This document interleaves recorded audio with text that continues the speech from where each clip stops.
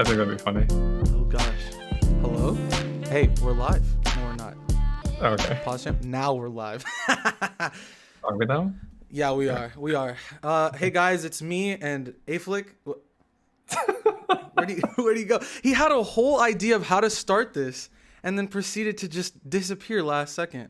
But I'm also genuinely interested in what he brought up, and it's how are you staying fit when we can't leave? Well, you can leave technically, but I personally find like as my mom is my roommate at this point. She basically tells me that what's going on because she's a nurse and she works at a hospital, and whenever I hear about all this stuff with COVID, I get more and more scared, so I avoid going out at all. But I don't know if the same thing's up with where you are geographically, and obviously you don't have to dox yourself, but I mean, how are you staying fit, man? Well, I'm not. I just got good genes. Hey, there he We is. started without you, bro. We're punctual. Dude, it's like he's going crazy right now, so I don't know. Of course, right when we start. But go ahead though. Yeah, no, I mean the question was like staying fit or whatever. I've actually gained.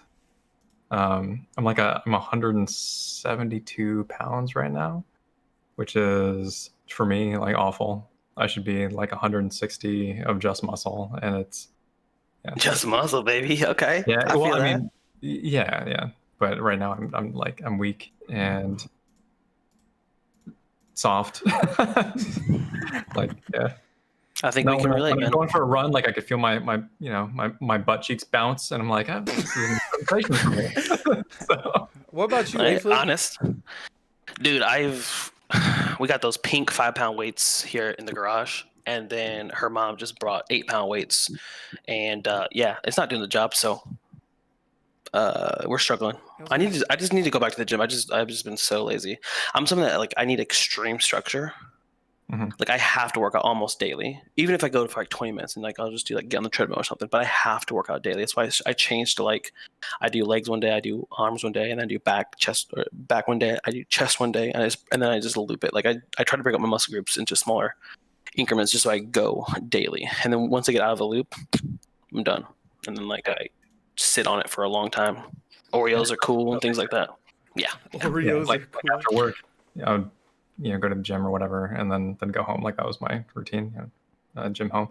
But we technically can still like go to the gym with COVID right now, but I just don't want to do it. In this Yeah. this Oh, environment. yeah. But at the same time, like I have to be in a gym to care enough to actually work out, because like once you're there, you're like, okay, well you're there, and you can stay there for a while. But it's like I'm really demotivated to work out like at home and that sort of thing, and even running is a it's a Well, challenge. running sucks.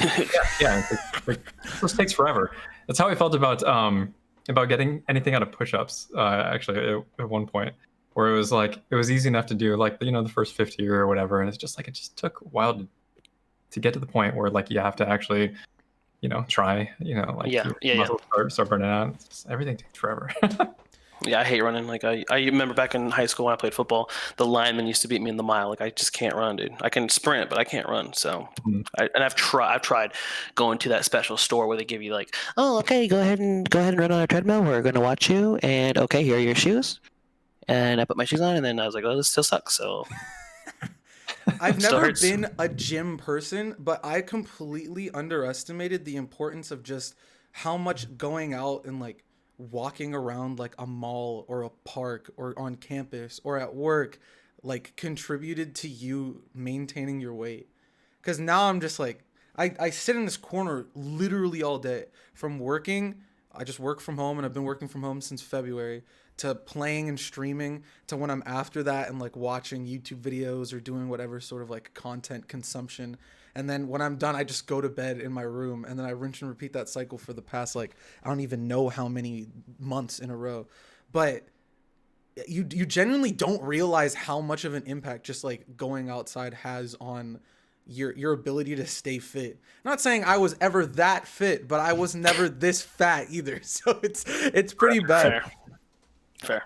But we always do this. We always start with podcasts because I don't know. I like starting off with just like something real. It's cool to just talk about something that isn't, I don't know, that serious, which is pretty nice. But you know, today we have a very, very special guest, probably our biggest guest, not even probably.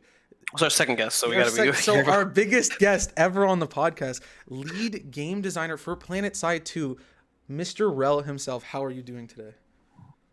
I'm doing fine. So we have a lot to cover today. A lot to cover.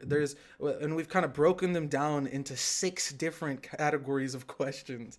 You know, these questions will definitely be kind of overarching questions, and then from there we'll go on our tangents.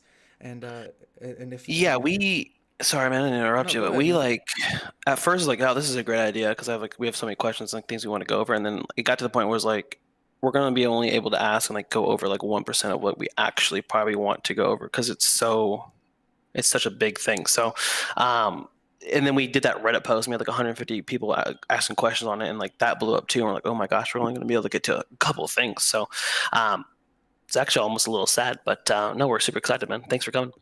Yeah. So we always plan, at least, because again, you are a second guest, but we always want to ask this question because this is our very first question that me and Aeflic went over in our very first episode of the podcast, is your Planetside story. Tell us how you got from downloading the game, because everybody has that story of you found out the game and you downloaded it, to where you are now, from becoming like the biggest content creator, honestly, for Planetside, to being the lead game developer. How'd you get there? Let's see if I can make this quick. So I started like a week after launch. I don't remember actually what drew me to the game. It might have been like a stream from Total Biscuit, or I think that was probably it. And then from there on out, I was hooked. I was doing I think I was doing videos on Mass Effect for my YouTube channel at the time. It was just I really like the Mass Effect series, and and it was just, I don't know, starting off slow as just a hobby, and eventually it became something more. Like I was in the Navy at the time, so working at the on the submarine base there in Groton, Connecticut, and Ooh, cool, bro. Submarines. They're the ones that go under the water. That's sweet, though. That's cool, man. I didn't know that either. I am not a submariner. Oh. And Okay. yeah, no. But hey, all parts are important. Right. Some more important than others, but yeah, for sure. I mean, and I was working on my channel at the same time as being in the Navy. I was in the public affairs office, so I was basically doing the job of a photojournalist. And I was on a limited duty because my my intestines ruptured and they had to cut me open, and there was a lot of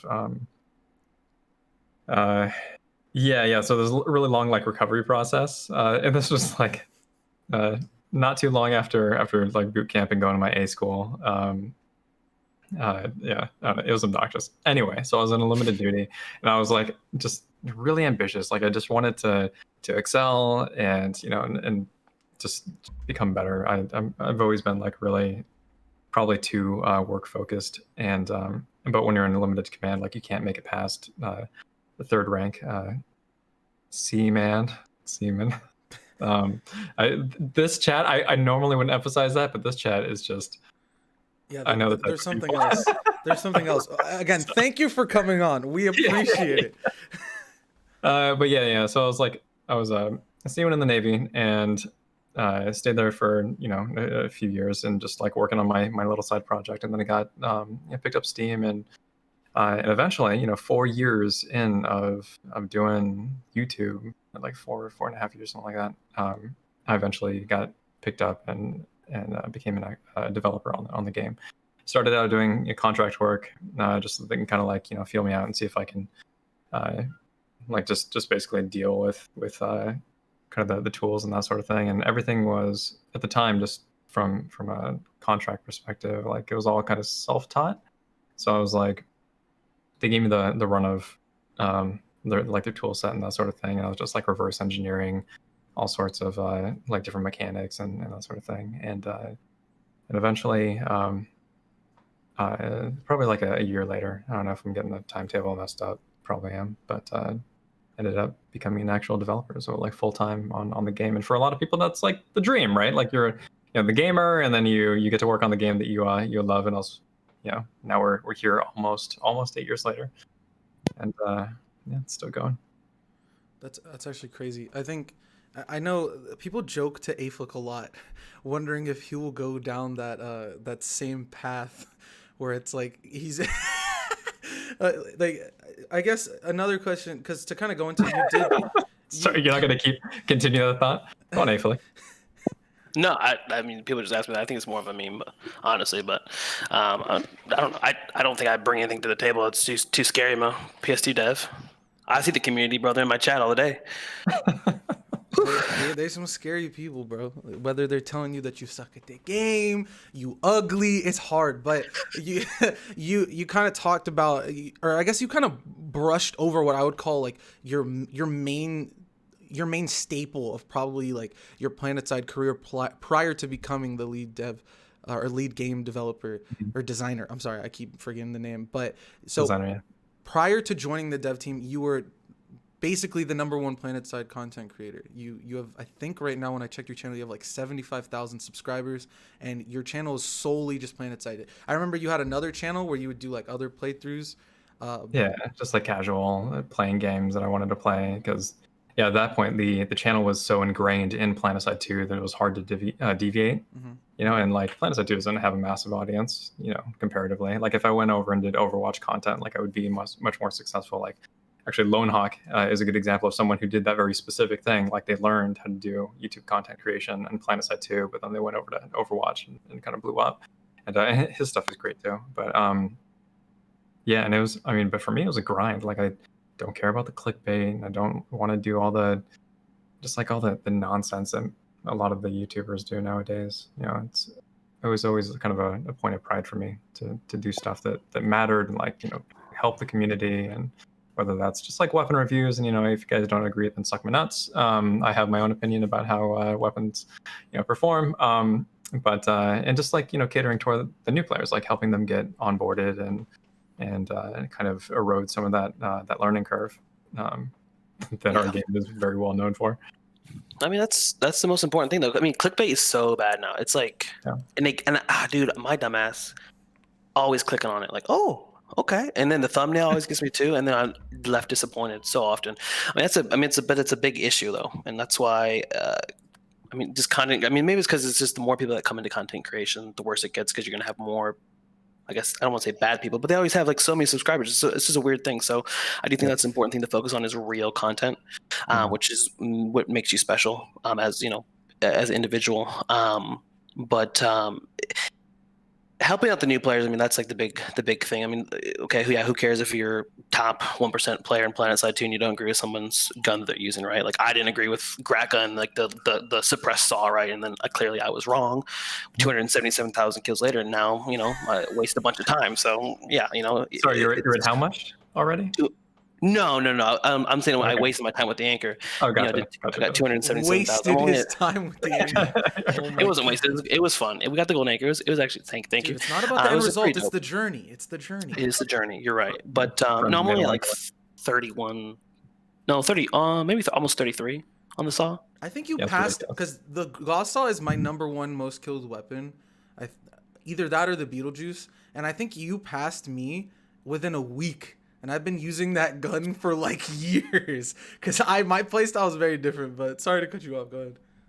No, you're fine. I was just yeah. Well, back to the clickbait thing. I think the biggest thing, at least now, and I think Aeflic and I can kind of attest to it, because we're kind of in that beginning phase of like trying to be content creators and like working on YouTube videos or the Twitch stream and being entertaining. And the biggest thing that at least we've come to the conclusion is like, even if you do use clickbait, if you don't have the content to back up the clickbait, then it is the worst feeling as a viewer, and you leave the worst flavor in their mouth possible. Like I literally got skamazed yesterday, where there was like I don't know how often you guys go on Twitch, or if you guys use ad blocker, Actually, I think Wrel, you have the boost, so like you don't even see ads. Yeah. No, I pay. I hate advertisements so much that I pay for YouTube Red. I pay for Twitch Prime. I pay for, well, yeah, anything that would normally engage you with advertisements. I hate it. I hate it. I feel that 100%. And Twitch is like 10 times worse though, bro, because it's the same 3 advertisements for like a year on a straight. loop for a Yes. year. So then you probably won't know this commercial that they're referencing in this clickbait thing, but there was like some AT&T commercial that was on Twitch for like 5 months, and it was. Okay, I'm gonna go see my son real quick, and then hopefully, since it's just the intro, I'll be back for the rest of it. Okay, I apologize, but I think I can. I think I can. Yeah. Baby rage in the chat. So I just basically like they were like, oh, there was some girl that's like the main actress in this advertisement, and the what's it called? Every time she would be on the screen, basically Twitch chat would just spam like Craigasm and stuff like that, and I got skamazed by the hardest clickbait of like, find out where she is now, and you have to scroll through like I think 16 pages of ads to get to it, and I did it, and I got to the bottom, and she's like, she's now an actress in Hollywood. And I was like, God damn it, and I closed it. So I 100% agree. I have like Google One, I think it's called, where it's like you get more Google Drive space, and you also get YouTube Red and stuff like that. I 100% agree. Like advertisements, especially on like smaller tier content made by like, you know, just like your mom and pop content creator. Like I don't want to get an ad going into Aeflic stream. Like there's only like 20 people watching. I'm not trying. He's not like some mogul of, I don't know, of Twitch or something like that. But yeah, no, with the clickbait stuff, like people are dumb. Yeah. Like, but I think what's worse is that, I mean, there's no accounting for taste, but like a lot of these people who are just like really, you know, excitable, and they'll talk about something completely unrelated for the first 5 minutes of a video before, like, and then telling you to subscribe before getting to like the meat of the video. Like that sort of stuff is become so proliferate. But at the same time, I think that a lot of people are there for like, you know, for the shock factor or for like the memes or whatever. Like it's just a lot of those like really strong A-type personalities that do well, you know, naturally for YouTube and that sort of thing. And it's kind of like it's a little bit I get this point of feedback a lot from just like other young or like smaller content creators, you know, talking about like, you know, how can they even compete with these people who are like, you know, being ridiculous. And I honestly, like my thing has just been like hard work, you know, dedication, consistency, and then like if it happens, it happens. But it's a hobby. Like I wasn't shooting for it to be a career. And then eventually everybody else fell off. Like the people that I was following and you know, kind of came up watching with on Planetside 2, like, you know, Sergeant Merrill and Kool-Aid Line and, you know, Level Cap, like stopped doing videos too. Like all these, you know, higher level content creators eventually just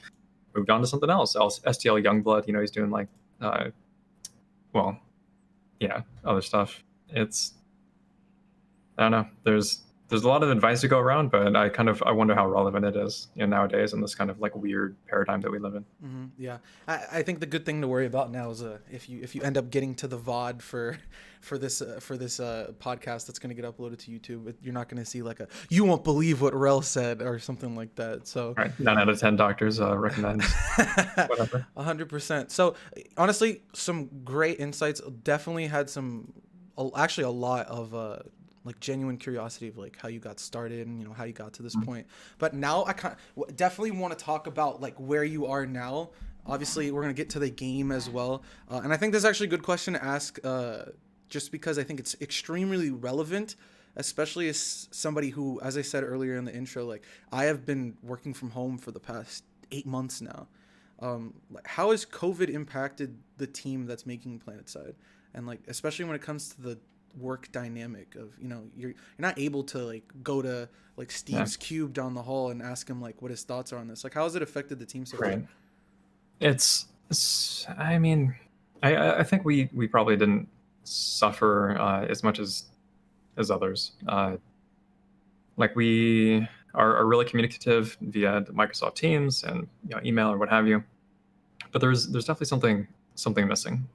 And I like, you know, getting people in the meeting room or whatever. And there's something to be said about like it's easy to create a meeting that's just going to waste people's time. Nobody likes that, you know, in a corporate environment. But at the same time, like if you can handle a meeting and like run it well, there's there's something to be said about like all the the brainstorming that happens, and just being able to like get everybody's opinions and ideas of people who would typically be reluctant to speak up, like if they're if people don't, like, if you have like an introverted personality, right, and you're trying to pull like some sort of ideas out of people, it's much easier to do that in person than it is with like remotely, because people have a hesitation of stomping over other people who are talking, and then there's like if you don't have to talk, why talk, or if have like a crappy microphone setup and it's like cumbersome for you, if you have a fan on or whatever. There's just like a lot of like little like small little hurdles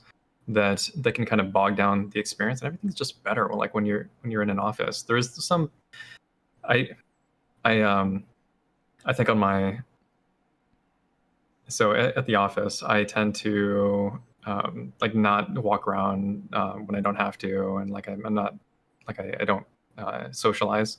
I just go in and do work and sit in my office, just hammering away at the computer. And I think they're more likely to leave me alone when I'm just doing that, like because I got my because I'm not like willing to talk. When people want to go out for coffee and that sort of thing, I usually turn them down. And I mean, for the people who need that sort of social interaction, I think that's really important too. And like you're starved from it when you're remote. Like all those little like office interactions are important for a lot of people, but for me, it hasn't changed things too much outside of just like the creative process. Like I think that's what suffered the most for me personally. I'd say we have a pretty similar, I guess, response to like the way things change, because I was very similar. The desk that I had in our building was right underneath the air conditioner, and it would just blare down such cold air onto me that I had to wear my hoodie. So like people would always come to my desk and see me with my hood on, and then I wouldn't respond either because they wouldn't see I would have like my AirPods in. So I'd be listening to music and I would have my hood on, so people would be very reluctant to being like, so like my real name is Zuhir, so they'd be like, "Hey Zuhir, like, can you help me with this?" It's like they would see me with my hood on and my headphones and be like, "You know what? Maybe he's not free to answer this right now. Let me just send him an email about it instead." And it definitely does help like prioritize things easier, because you could probably relate to this, especially like you want to get something done before you log off. And and especially if it's one of those like I need to do it before the end of the day, like by close. Big thing in my, at least in my area, is like we need this by COB today, close of business today, it has to be sent out. So it's like I'll be on till like 8 p.m. I don't want to be in the office till 9 or 10 because like two people came up and said like, "Oh, like, can you help me with this?" And I'm such a person that I have to be like, I mean, I can't say no. Like, "Oh, I'm too busy." I don't like being that guy because so many people have done that to me in the past. So it's like, I want to be that helpful person. So it's okay. Yes. What can I do? Well, let's go to your desk and talk about it. And it's, I don't know, being able to work from home. I feel like where you gain at least in that, you lose in just constantly getting distracted because you're at home. Like the amount of times I've I mean, not like worked at all. my work computer is right over here. My kitchen is right over there, and I make constant journeys back and forth to them. Just like if I'm like thinking about something or whatever, it's just like, well, yeah, I'm kind of hungry. Like so, and because it's so convenient, just distract myself and grab something, and I mean, it's distracting in that regard, and I think that I've had to learn to kind of like discipline myself to work from home. Like it's almost a separate skill set. At least it was for me. I was partial to like going into the office because it's very close to where I live, and in that, like, similar to like going to the gym, and like if you're at the gym, you're doing, you're working out. Obviously, like going to the office was the thing that like centered me and made it easy for me to work. So when we got did like the work from home environment, it was a really drastic learning curve. Like I really wasn't keen on it for a long time, but now I think it's fine. Outside of the stuff that I mentioned before, I think for the most part, I'm sure it's a benefit for a lot of people, but I'm kind of waiting for the other side of the for the other shoe to drop, I guess, where we start getting like the conversation kind of moves on to like, okay, now we're all working from home. Like, what are the detriments of it? I feel like a lot of people are super excited. Like, oh yeah, I can, spend more time with my family, and, I can help my significant other, like, maybe like take care of the, the kids, where typically I'd be like in the office. Like there's those sorts of benefits, and people aren't really talking about the detriments yet, but a lot of people are probably feeling it now. So I'm just going to wait. waiting and wondering if it's just a me thing or if it's other people too. Yeah, because I agree. I think something else that people were, I think, genuinely looking forward to is like turned and flipped to the opposite side of the coin, where it's things they hate now. Where it's like literally what you said, where it's like, yeah, like I can spend more time with the family, or I can help like my significant other take care of the house more and clean more, or do the responsibilities that they do. But then that turns from that to like, oh God, now I have to help with everything that I didn't want to do before, or oh God, now I have to take care of the child that the other person's job had always been. There's Aeflic, literally Aeflic. So it's just stuff like that, and I know Aeflic has been pretty impacted. We're talking about the COVID impact on the dev team, and it seems like it's pretty similar, I guess, across the board. But a genuine question that like I think a lot of people are impacted differently from, at least from an individual basis. So 100%. Well, also it's crazy. It's weird. I mean, it's normal, but it also depends where you live. Like, there's so many different. Like, some people are completely unaffected. Actually, they're just like, nothing changed. It's like, what's going on? Yeah, it's like, it's very interesting. So, no, but I appreciate you guys' patience. For whatever reason, when Zoe goes in there, she just freaks out and cries more. So it's always been my thing to take them at night. So sometimes it gets crazy. So appreciate it all the same. No but problem. I couldn't do the podcast without you, baby. Appreciate you. Well, your timing is impeccable, actually, because we're kind of done, I guess, with that first portion of, learning more about you and kind of like how you got into Planetside, and now we get into the juicy stuff, into the juicy recent updates, the current state of the game, all the stuff that we're both excited and nervous about, because I guess in the preliminary thing we were talking about. Wait, you good, bro? Oh, you got the guns out. We're not like, the worry might be that it's like, oh, we're not going to, the community that Aeflic and I have is very different, I guess, from the communities that's a overarching Planetside community. But we're also worried that our questions aren't going to be good enough for them. So 100% disregard chat.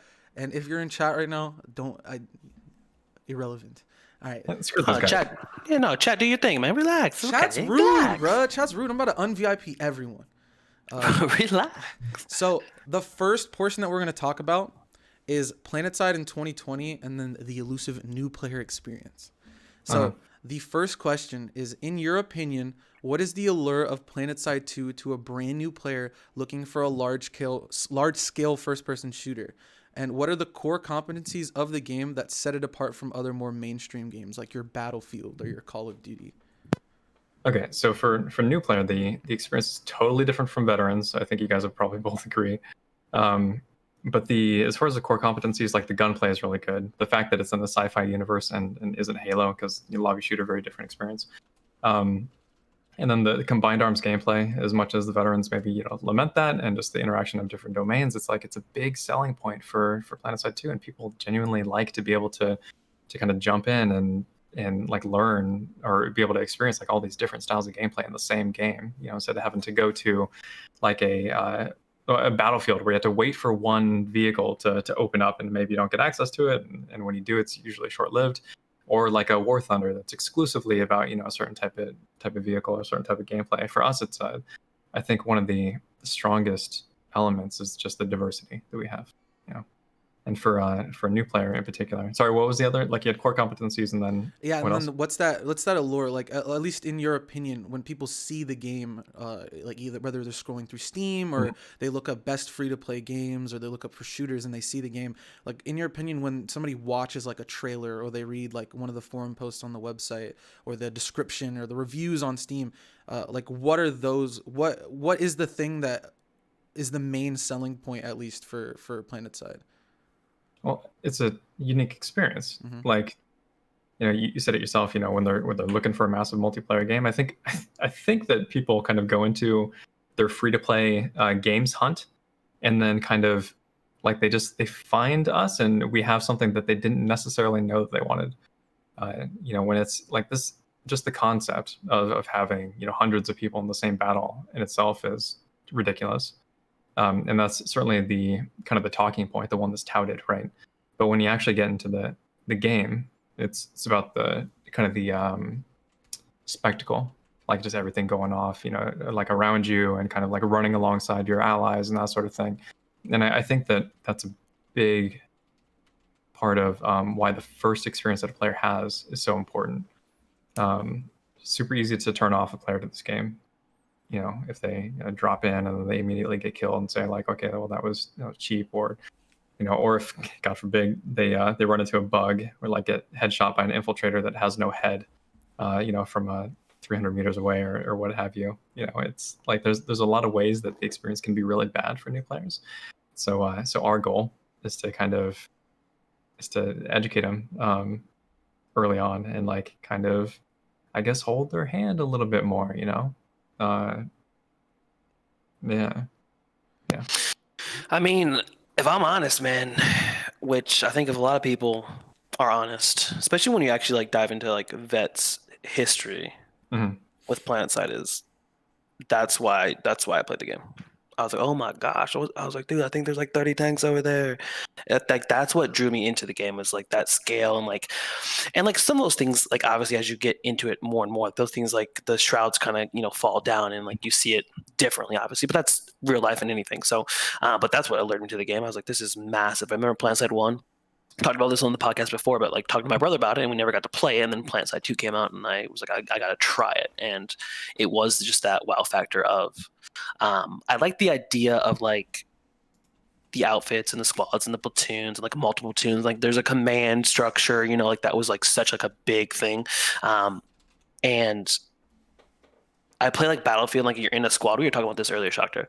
Like you're in a squad, but like you're really just in a squad to like spawn on them. There's like very like, and I'm sure some people have like communicated, like intently, but like most of the time it's like there's no communication. There's no structure. It's just like you kind of doing your own thing. And like, yes, you can do that in Planetside too. But like when I first started, like, I got it with WMD, Weapons of Mass Destruction, and like, I had a squad leader, there's a platoon leader, and there's multiple platoons, and there's a command structure. And like that was just really, really cool. And then obviously I went through my phases of the game, and it got to the phase that I'm at now. But yeah, that was what drew. I'm really not. I was talking about this on the other pod. Like I know the podcasts are long, so it's very difficult for people to go through them all. But like, I'm having more fun now than I probably had, and part of that's because of streaming and like interacting with the community. But I've just got like to a place of like I don't care so much about stats, and like I've gotten past this like almost like salty stage almost, where like I've accepted things, and like I don't like a lot of it, but that's any game, right? I'm to a stage where like I enjoy the community, I enjoy the game for the most part, and I'm like a new little golden era in a weird way. So you hit that enlightenment. Yeah. Like I feel like I can get away from most bad things, It's not like, oh my god, the storm's here, oh my god, a thumper's here. It's like, okay, whatever, you know what I mean? So and there's nothing like, for the most part, I mean, probably Max is at my top of like the hated list because I interact with them the most. I have to interact with them the most. But besides that, and even those to a degree have been diminished. But yeah, I'm in a pretty good spot. I mean, again, I have frustrations and there's things that we disagree on, but I mean, ultimately I'm pretty. It's crazy, bro. I thought I did a good job. I guess I didn't. So we'll see what happens. How much? It's a personal question from me to you. How much do you think the break helped you? Because you were gone for quite a while. Actually, I think that I gave you the golden anchor. You played for a little bit and then you split. And I was like, well, okay. So I'm like I'm not weird, but like, okay, everyone's weird, but like when I hit 200,000, I was like, oh, we didn't get it. I was like, F it, we're going to go for 300. We're going to go until we get it, right? But like, I was assuming I would have to hit like a large milestone, like 300,000. So when I was at 221,000, you gave it to me. And then you guys like, but it won't, we're going to separate the crewmate, because I was racing Mentis to 300,000, and he was like, he was way in front of me, but I was like, okay, I have a higher KPM, I can actually beat him. And so like that kind of like just like, man, he's crazy. It was like demotivation. Yeah, I was almost like, oh, yeah. But then I was like, dude, so then I came back, I was like, I gotta grind this out. Like Wrel made this for me. Like I bugged him about it. Like I gotta do my thing. I'll be right there. And so then I grinded out 56,000, and then I was gonna go for 100,000. I was all for it, but then I think somebody downloaded to me, and I tried the laser saw or the suppress saw, and it was just so much better. It was like, it like shocked me, and then I've just fallen in love with it, and that's kind of also reinvigorated me because I've played with the Ink for so long. I don't think I realized how frustrated I was with that first shot multiplier, and now the saw is just like, it's just buttery smooth, baby. It's delicious. You know, That's funny. I'm not gonna lie. I'm a little offended that I wasn't also asked that question because I left literally for 5 years.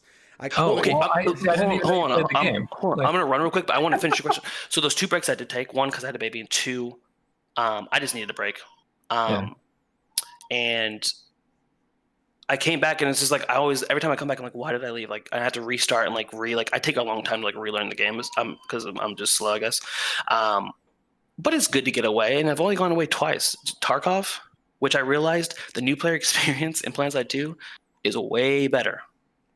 Tarkov, no one tells you anything. You spawn in, you die, you lose all your shit, and it's like, oh well, that sucked. True. And there's nothing. And my friends told me a lot about it, and I still sucked at it for a long time. And then finally got competent.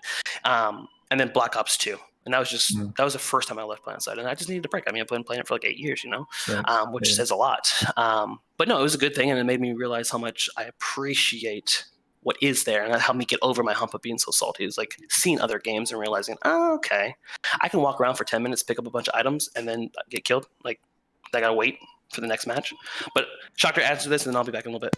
All right. Hopefully he's not going. Shock, about your history, I'm kind of fuzzy on it. So you were playing back in like 2013? I remember in 2014. I remember I would just I think you would stream sometimes on Twitch, or I remember I would just like be in your chat and I would just be like, hey Wrel, hey Wrel, hey Wrel, and I'd just keep annoying you until you would like I don't know what the word is, notice me or whatever. But yeah, I downloaded the game in 2014 and I played just non-stop so much. I lost like every single IRL friend except like 2. Just like went to school. Then I would go to school in the morning. I would get off. I made sure that I would only have one class every day. So I would go to school, get there at 11 a.m. and it would be an hour and 15 minutes. I would get out of class at 12:15 and I would go to some place to get food, and I would go straight home and just play for like 10 hours straight. And I would go to bed, and then I just did that every single day for like 9 months. Oh, And man. for me, it literally was just like overload. Like I think I got to the point where I bought everything I would want. I had played so many hours of the game nonstop, and the thing that really kept me around was when Aeflic and I were co-leading backs, where he was the number 1 and then I was kind of the underneath, just kind of like helping him with stuff.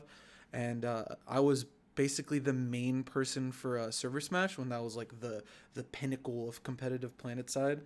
And as soon as that meta died, I feel like I kind of died off with it and just kind of left for so long. But the funny thing is I never uninstalled the game. The first time I've ever downloaded the game is this, like, I still have not uninstalled the game. It's just that I never cared to turn it on again until COVID hit, and then I had nothing to do. And then I was like, hey, look, how you been, bro? And he's like, I'm good. Like, Planetside, and I've been streaming. I was like, you stream now? And I was like watching his stream. I was like, all right, I'll play it again. And I came, I think in the beginning I came very like no lifey, not really like, I guess what's the word, kind of, I don't know, I came in at it way too strong of like, this is my life now, and I lost a lot of just like genuine IRL experiences for the course of 9 months. But then coming back now, it's one of those I don't know, like I always start the stream off playing the game until I get frustrated, and that could be in 30 minutes or it could be in 3 hours. But I always start the stream off playing Planetside, and then we go do some other variety thing. And I think that's a way better balance than just like playing every single day. Because I was in leadership of 3 different outfits on 3 different factions at the same time. I went way too hard with it, and I think it burnt me out way too quickly. But yeah, I wonder how many people are in that similar position. 8 years is a lot of time, like just in general, for a game, or like Jesus, how long do people normally spend at a job? 1 year I think was the average. Yeah. Like it's so like a lot can change, including like what you care about, how your life is different now than it was a year ago. Like if you have a kid, like Aeflic or whatever, like how does that change the experience? There's 100%. And I said I'm not going to look at chat, but another great example of a person who has so many hours is Mustarde. And he says in chat, I'm going to do my best to not look at my Steam hours on PS2.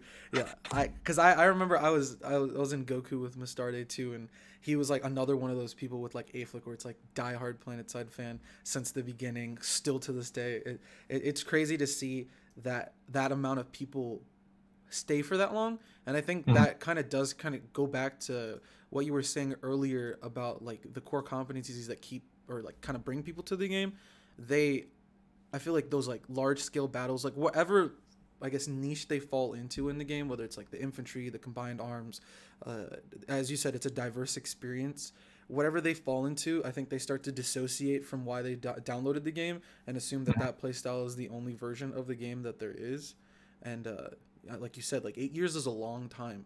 Like I still remember why I downloaded Planetside, and I remember like the weird like I had a really bad laptop. I loaded it up. It was at like 2 frames per second. It was literally a slideshow because my laptop was garbage, and it convinced me to build a computer. And I did all this research to like just play Planetside, and then I finally did it, and then I played it for so long that you start again to like not remember why you downloaded the game because you fell into a certain crowd. So definitely Yeah. an interesting analysis.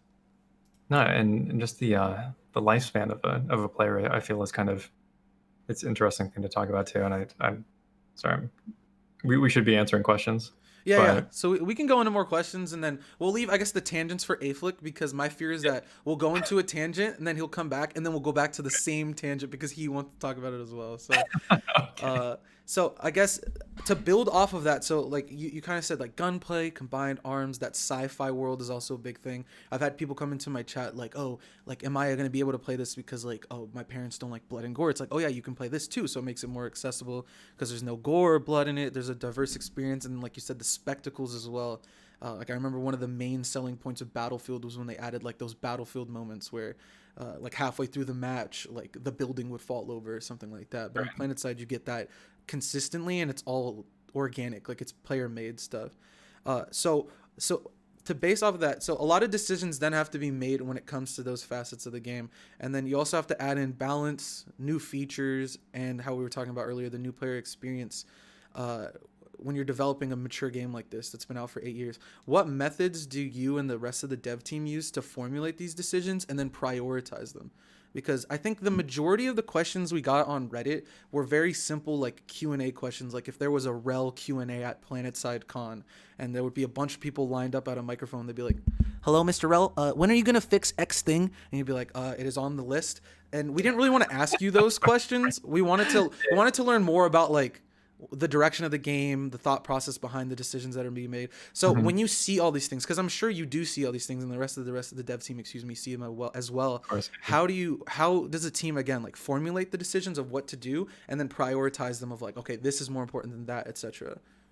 Yeah, so it's I feel like there's a little bit of a broken record, but we have been spending like the last, I mean, even before the team got larger, like spending a lot of time trying to shore up the foundation of the game, because I feel like Planetside 2 is kind of built on a cracked foundation, and a lot of the changes that we made to like squads forever ago and like an attempt at the spawn system forever ago, were like shots at trying to fix some of the broken elements, and those maybe didn't pan out like the way that they should have, but the with the mission system, like in particular, and the war asset system, those are all like foundational elements. Sanctuary 2, foundational element for what we feel the future holds for Planetside 2. So for war assets in particular, that update in general, sorry, escalation, what we did as far as like formulating what we wanted to do for an update was we figured out the target that we wanted to hit, which we have how many millions of lapsed players who've spent time, we just talked about how long people have played the game, and kind of like they'll take off for a while, but we wanted to bring those players back, bring back as many of those players as possible. And the target that we were aiming for was like, okay, lapsed veterans, outfit leads in particular, and like, so you need to know like the reason for why they left, which for a lot of people was that outfits were just difficult, like unrewarding, and basically were like a glorified friends list. Like you knew people and you like did things as an outfit, but it was kind of altruistic, like it's just fun for you, and there wasn't any like mechanics associated with that sort of thing. So we wanted to bring some of that, like, and give outfits the ability to kind of like shape the battle with their own power. And like as an outfit, you're like trying to earn resources. At least that's the intent. to come up with the big like fun parts of the game that other people don't have access to.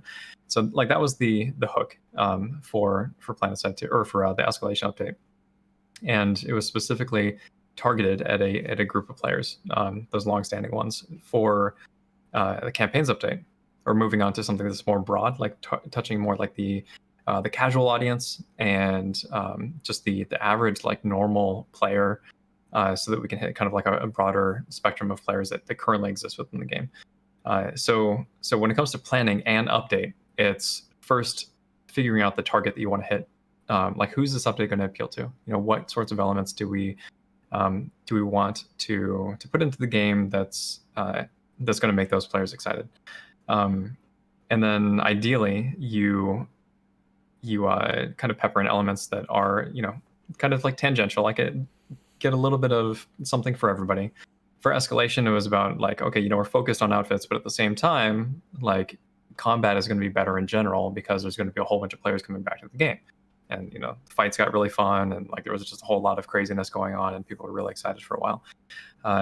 And same thing for campaigns, maybe to a lesser degree, is that we wanted to focus on casual players who don't have a whole lot of time to play, so like they can jump in and see like missions and be able to get rewards from doing those sorts of things. And that update was, I mean, we can talk about the Shattered Warp Gate update probably in later questions, I imagine, but that was our target.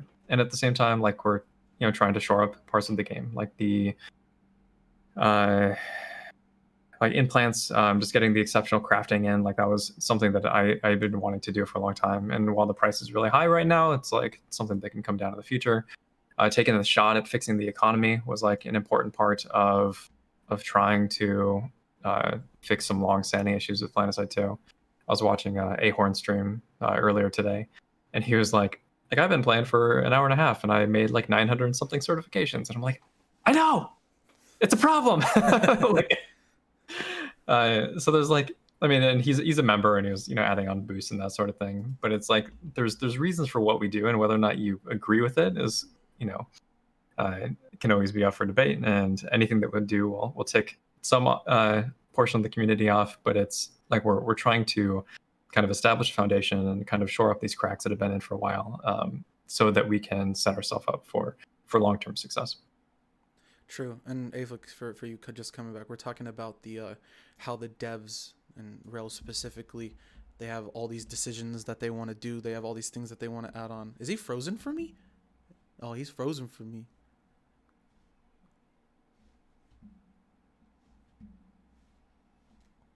Or did I disconnect? Hello?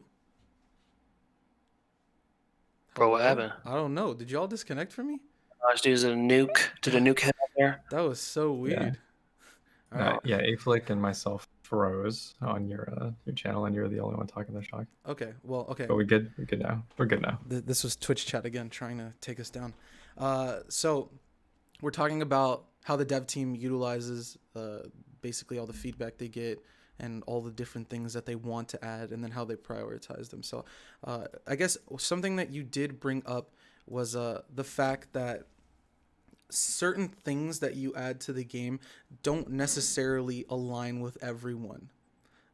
So especially in Planetside 2, because there's so much to it. It's not very, and that does go back to the core competency that you were talking about. Because at least for me, like I always kind of I'm gonna constantly, I think, go back to these core competencies because they're literally what make the game good. So that diverse experience part that you were talking about, where people download the game for different reasons and they play the game in different styles. And when you have like an add-on like Escalation, for example, like that was more targeted towards like outfits and I guess like Outfit Wars as well. Like that was very targeted towards outfits to bring like a reason to why you would want to be in a group. And then now you're kind of targeting the casual player to like, give them reasons to log on. Do you find that there's like a major disconnect, at least right now in the community, between the intentions of adding things such as that, where it's like, this is meant for the casual player, so these people that aren't being included or whatever end up being more angry about it? Or do you think it's just because I think at the end of the day, it's like that the person will either say that the thing is good or the thing is bad, and then nobody really goes into why they said that, and it's like, oh, it's not good for you because you've played the game for 5,000 hours. You don't need to unlock this thing because you've already unlocked it in the past. Do you think that major disconnect is what kind of causes like a lot of the negative feedback, or do you think that there's like some other reasons behind it as well? I think that's a big part of it. Like, whenever, so you're never going to please everybody. I think we will agree on that. Mm-hmm. And because, like Aeflic said, like a game is like there's just so many things you can do in our game. So it's like it becomes like a monumental task to try to placate even like portions of the community so that they don't get angry that you're doing Y thing over here for another portion of the community.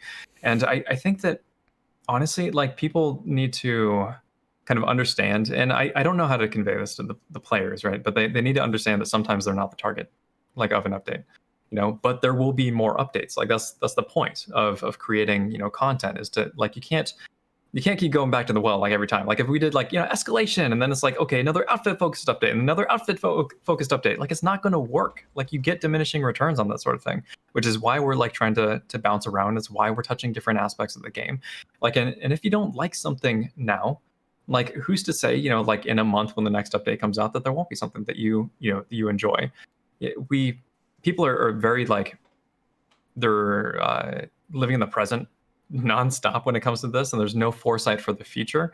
And I think part of it has to do with like we haven't really conveyed like what the future of Planetside 2 is. I feel like that's something that we've kind of failed to do. And then at the same time, like when we have tried to share those thoughts with the community, there's been a lot of either confusion or distrust, just based on the track record. The certain things are going to happen, or when they're going to happen. And then, like it's a very difficult position to be in. So the only thing that we can do at the end of the day is like have the vision for our game and keep just like plowing ahead. And we need to like put the ego aside and be able to take player feedback into consideration. But at the same time, like we have to know like when something doesn't work. But at the same time, like the community's voice, be it on Reddit, there is no like community. There are like segments of the community that speak up at any given time based on the actions that you're doing.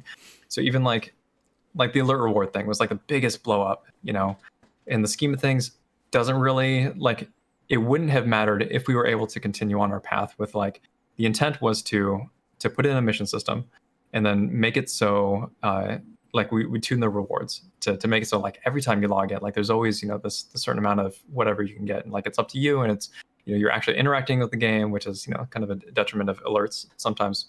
That doesn't happen. It was just, but at the same time, like you could understand from the community's perspective like why those things should matter to them. So like we're okay, we're like, okay, we'll bring back the alert rewards, but we still have like the missions, and we're like clamping down on like when you have too much of the same currency, like we just don't give you that currency anymore. So like hopefully it'll balance itself out. But ultimately, like there's problems that we want to solve with this game. Like you can't keep even like there does need to be like new stuff. Like as much as a meme as it might be, like that brings a lot of players back to the game too. And you know what? When players come back to the game, everybody has more fun. It's kind of the history, and like that's really the reality of how this game has kind of sustained itself. And we've tried to do that, on the 6-person team, like a year ago or a year plus. And just ever since I've been on, basically, when we've had this kind of like really small team with limited resources, like we've just been trying to kind of get to the next update and kind of keep the spikes of population up, because it was in a slow decline, and it's going to continue to be in a slow decline unless we can like drastically reverse trajectory, which is my goal. But a lot of that is wrapped up in a lot of different other elements. But like, yeah. Wait, I went off on a tangent. No, I think where were we going? I think that answered it. No, I think that was good. Yeah, I have a lot to touch on though, unless you do too, Shoctor. No, go ahead, man. This is your time. You've been getting pulled away. This is just a Shoctor podcast, bro. That's go true. ahead. Oh my God, he could be up in 5 minutes. So. Yeah, go. And this is what I go on my stream all the time, is most of these things just aren't that bad. And that's also not an excuse to say that they're not bad or problems or issues, but at the end of the day, they're not that bad, right? There are players that just obviously have quit the game and are not coming back, and fine, like that. But for most of us, we're still playing, and yeah, we were frustrated in some degree. What I like to see though is the quicker reaction from you guys. Firestorm, yeah, you nerfed it into the ground, and then you building it back up. The alert rewards, everyone bitched about it, and okay, now we're rolling it back. I think the update came out on the 1st. I don't know, and then you guys threw out the hotfix on the 7th. That's quick. I mean, we had Zoe Max for 6 months. Like, so that's a positive to me. Is like you guys are able to take feedback now quicker, and then push that out into the form of a fix, and that's good. That's what I mean. Like, okay, that was the problem here. Now it's fixed. Awesome. New stuff is good. And again, I know Shoctor's probably like, dude, okay, calm down. But new stuff can also be because I didn't mean like that. But like new stuff to me can also be like, for instance, reworking of Esamir, like the maps, whether or not the actual bases themselves are better or not, it's still new, but it's still Planetside. When I think of like something like construction, it's like a new element, and like it's it's very different. But sometimes like just doing like a new map or a new continent is so fresh that, and like that, like the gunplay is so good. Like sometimes just like making a new map is so big, like a big deal. Like and it seems so simple. We don't always need to recreate the wheel. But again, I understand why you guys are adding like new stuff like construction or the bash and whatnot. And then transparency to what you were saying. Like that's my last thing I want to touch on is like we are shown Osher. And if I missed you guys telling us about it, then I apologize. But like, and then time goes by, and then we're like, what happened to Osher? And we don't know. And I get what you're saying is like, okay, like maybe that fell off somewhere, and like, okay, fine, you guys are not on track with it. And maybe there's something where you guys that's something you guys don't want to share. But I don't think it's a bad thing to be like, hey, look, we were working on Osher, and it's just off the table now. Or hey, we were thinking about. Go ahead. We did. We like during live stream said like it's on indefinite hold and that sort of thing. Definite hold. Actually, we've reiterated that a few times, but I think it's difficult to get like a consistent message out to everybody. It's like it's not like we say a lot of stuff on Twitter, for example, when there's some people who are just on Reddit, and unless we're doing like I think a roadmap would help keep this sort of thing like in check. But at the same time, like roadmap has issues in itself. Like people consider it like a promise when you put something down, which is why the old roadmap got taken down, so far as I know. I was a player at the time, but like the players kind of like if they want a certain thing, then there's like an expectation they have to deliver on that certain thing, but it might not be the time for it. And I think if there's anything that I've kind of learned throughout this entire process is just figuring out like the different timings of updates. Like things like new player experience, for example, it's like we always had every intent to do it, but it kept getting pushed back. And the reasons for it being pushed back they're always legit. Like we need to like grind on this update because like this like holidays coming up and we need to sell stuff so that we make money so that we can support the game so that we can continue to whatever. And like those, they're all legitimate. And a lack of resources really like it hurts. And that was like my first 3 years here. It was just on the really small first 3-man team and 6-man team, and we just didn't have like it never felt like we had enough. For sure, man. I mean, we felt that. I remember playing and I was like, yeah, like I think the game's like actually maybe dying. Like it was like because there was like you guys almost went like ghost mode, and now it feels like we're getting a lot more. Whether it's Twitter, the forums, you guys are just more active and like there, and there are like transparency is there, to a much wider / better degree in my opinion. And I guess I missed the Osher, but I guess I do remember you guys talking about like putting it on like kind of the back burner type of thing. So. But there's just so much with the game. There's so much different things coming and going. Then you might drop this update, and then like your expectation was A, and now it's B, and then like so there's just so many moving parts. And to have somebody that's going to update everyone on that is difficult, especially since the team, to me, it seems still small. And I don't really know much about development, but it's definitely larger. And obviously, because you guys are more active, and there's updates coming out quicker. But my whole point is. Transparency is better. Obviously, as a player, we want more. We want to know more. I think back to like at one point, like there's maybe going to be a max rebalancing, and like what happened to that. Maybe you guys spoke to it. Me, I'll get to it. I swear, I'll get to it. but and that's a touchy subject anyway, so I understand why that doesn't come up all the time. But no, I'm just that's all I wanted to touch on those 4 things. I know we probably went a little deeper into it, but I think it's a good thing. So yeah, there's a lot to cover. Go ahead. Yeah, go ahead. To touch on that though, like the transparency, like transparency is it's a double-edged sword. Oh, for sure. And yeah, there's the first part about, like saying stuff, and the people, like, even like we use a lot of like, our target date is this, and then people get up in arms when you like miss it or whatever. Like there's always legitimate excuses for doing that, but there's kind of just unrest or whatever, because people interpret whatever you're saying as a promise, and that's not necessarily the case. Like this games industry, well, at least for this particular game, I'm sure there's other games that are much more solid, but for us in particular, it's been like it's just been fluid. Like the situation continues to change. Like for the past like 4 years, we've gone through 3 layoffs. Just I think probably one more, maybe 4, I don't know. And it's just like, yep, like whatever plan you had before is kind of like it goes away at this point. Mm-hmm. When things change, like it's just the kind of the nature of developing, I guess, because I get the industry is tumultuous, or maybe just the companies are like, right now we're in a good place. We have so much more control and so much more consistency than we've ever had. And to me, that's really exciting. And the people that I work with are absolutely outstanding. And everybody works super hard, and they like seem to genuinely care about the game, which is like, this is all good things. Like you couldn't ask for more. But yeah, so transparency, got off topic again, is sometimes the players don't need to know things. Like, and that's a hard pill to swallow. Like, oh, you should tell me everything, because I am, I'm obviously a very understanding human being who will react totally normally with a level head. Yeah, no, like Reddit is a great example of people having very intellectual conversations 100% of the time. Yeah, no, it's just like sometimes we will hold things back because we know that the reaction is only gonna hurt like the stance of the game. Like there's a lot of things that if we just say everything, like and put things out there, like I'm really candid about all sorts of stuff.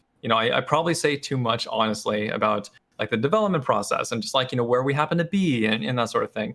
And like you don't get that from a lot of other games, but I do it because it's something that I care about. But at the same time, there needs to be a balance, and that balance has been something that I think personally that we've done well. And I know there's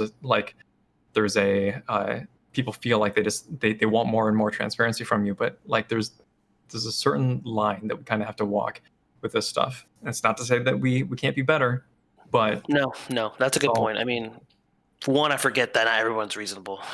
Maybe a majority of people not being reasonable. 2, I forgot, like because I'm the same way at like my old job. I was like, I remember talking to my boss. I'm like, dude, like coming from like the top down, like this is what they're telling us to do. But I'm like that like doesn't make any sense to me. Like how am I supposed to implement this? Am I like, you're gonna like literally crush me, like, or double my workload?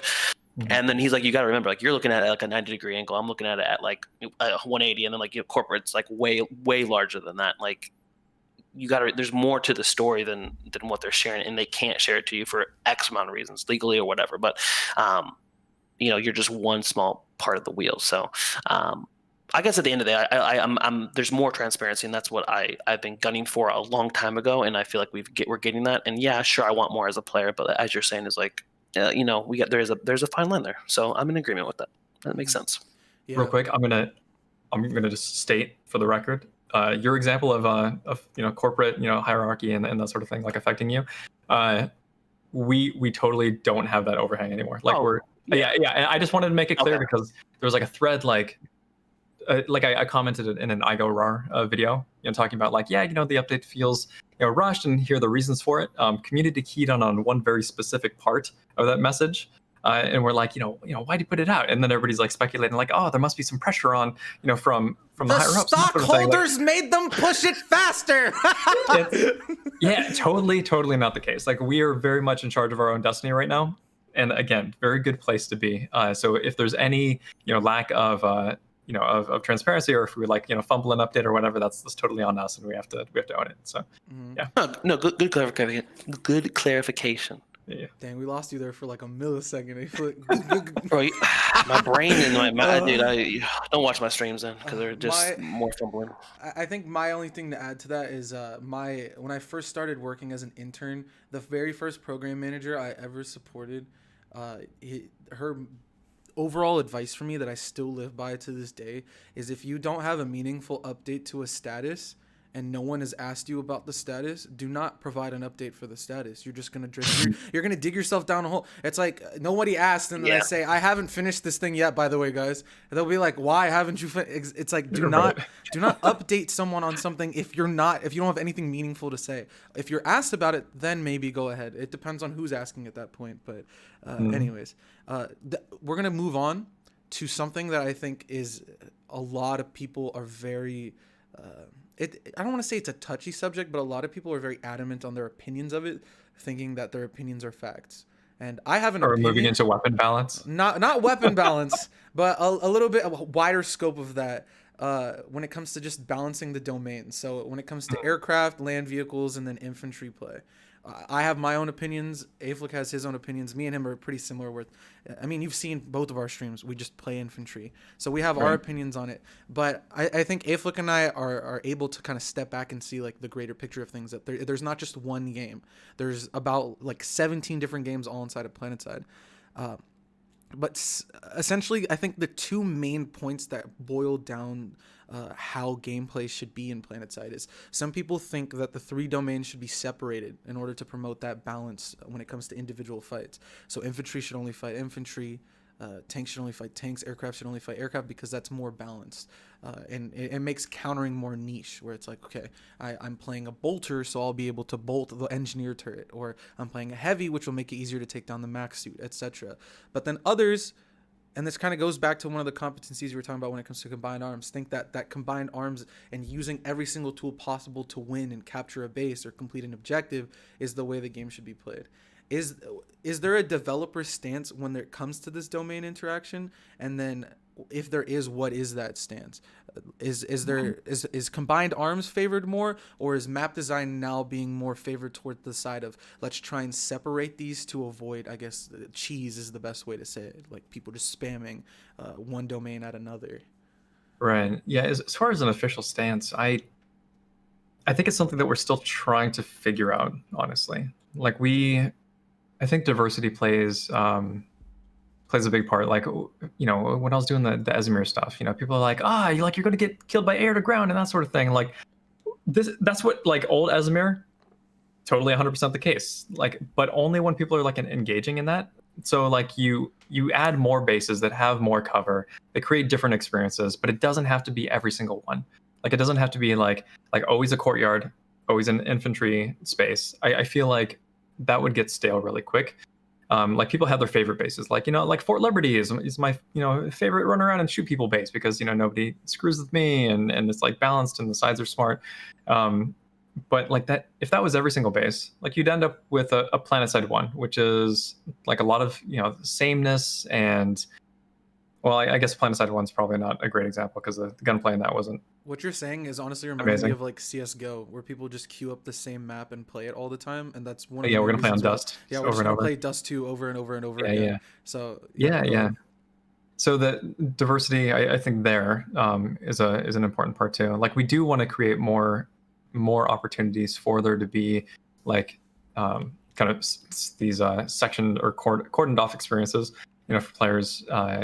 Like, I think that if we were to do like a new map, like it could be cool to get just an air battle over, you know, a floating capture point. You know, it could be cool to do, you know, just an infantry, you know, only base, or like a primarily infantry only base. Or it could also be cool to do like a combined arms base where it's like a multi-tier push where like you need the vehicles to go in and, you know, break down the defenses, and then you need the infantry to go inside and do their thing.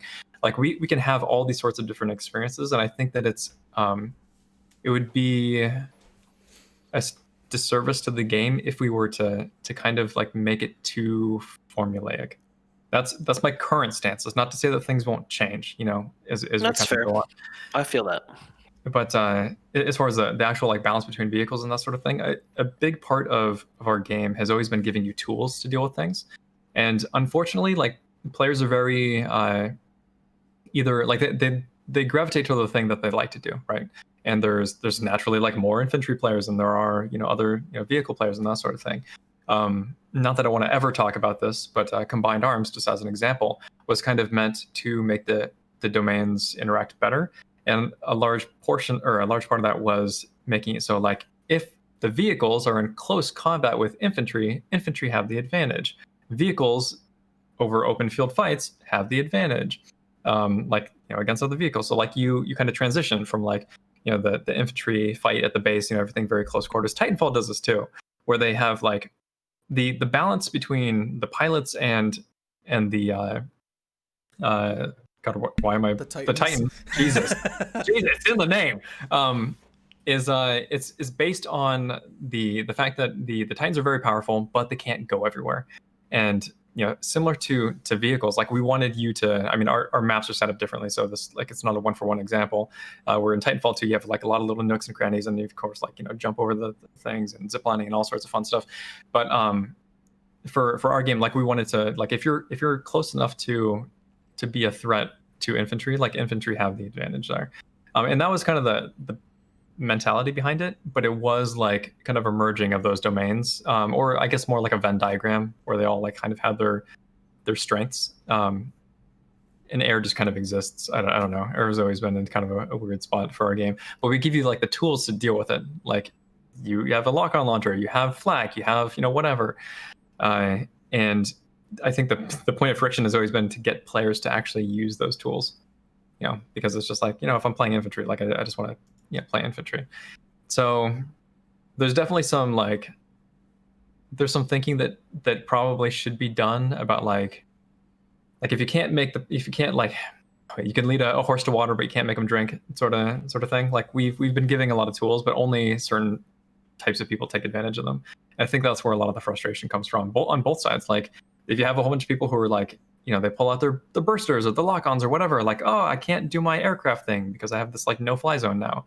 And to me, it's like, well, yeah, that's the point. But for them, it's like, well, I'm doing this fun thing in the vehicle, and now I can't do the fun thing in the vehicle, and I don't want to do anything else. So like it's ruining my experience.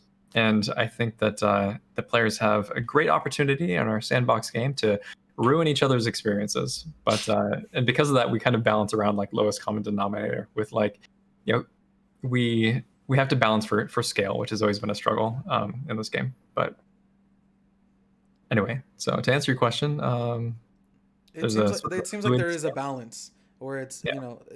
I don't want to say that my takeaway was that it's like almost like bases are specialized, but it does seem like certain times one side is favored over the other, whether it's intentionally or not. Just from my general observation, whether it's like your typical.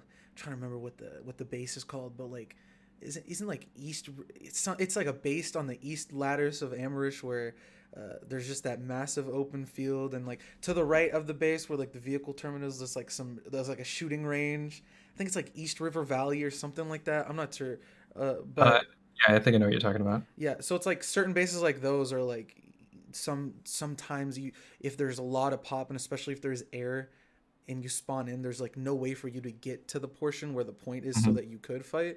But then there are other bases where the opposite is done, where you have a lot of different ways to approach where you're safe. For example, like a tower base. Like I think Matherson's Triumph is maybe a good example where you can at least leave the spawn room and fight at one of the initial points, or at least in the old Matherson's Triumph.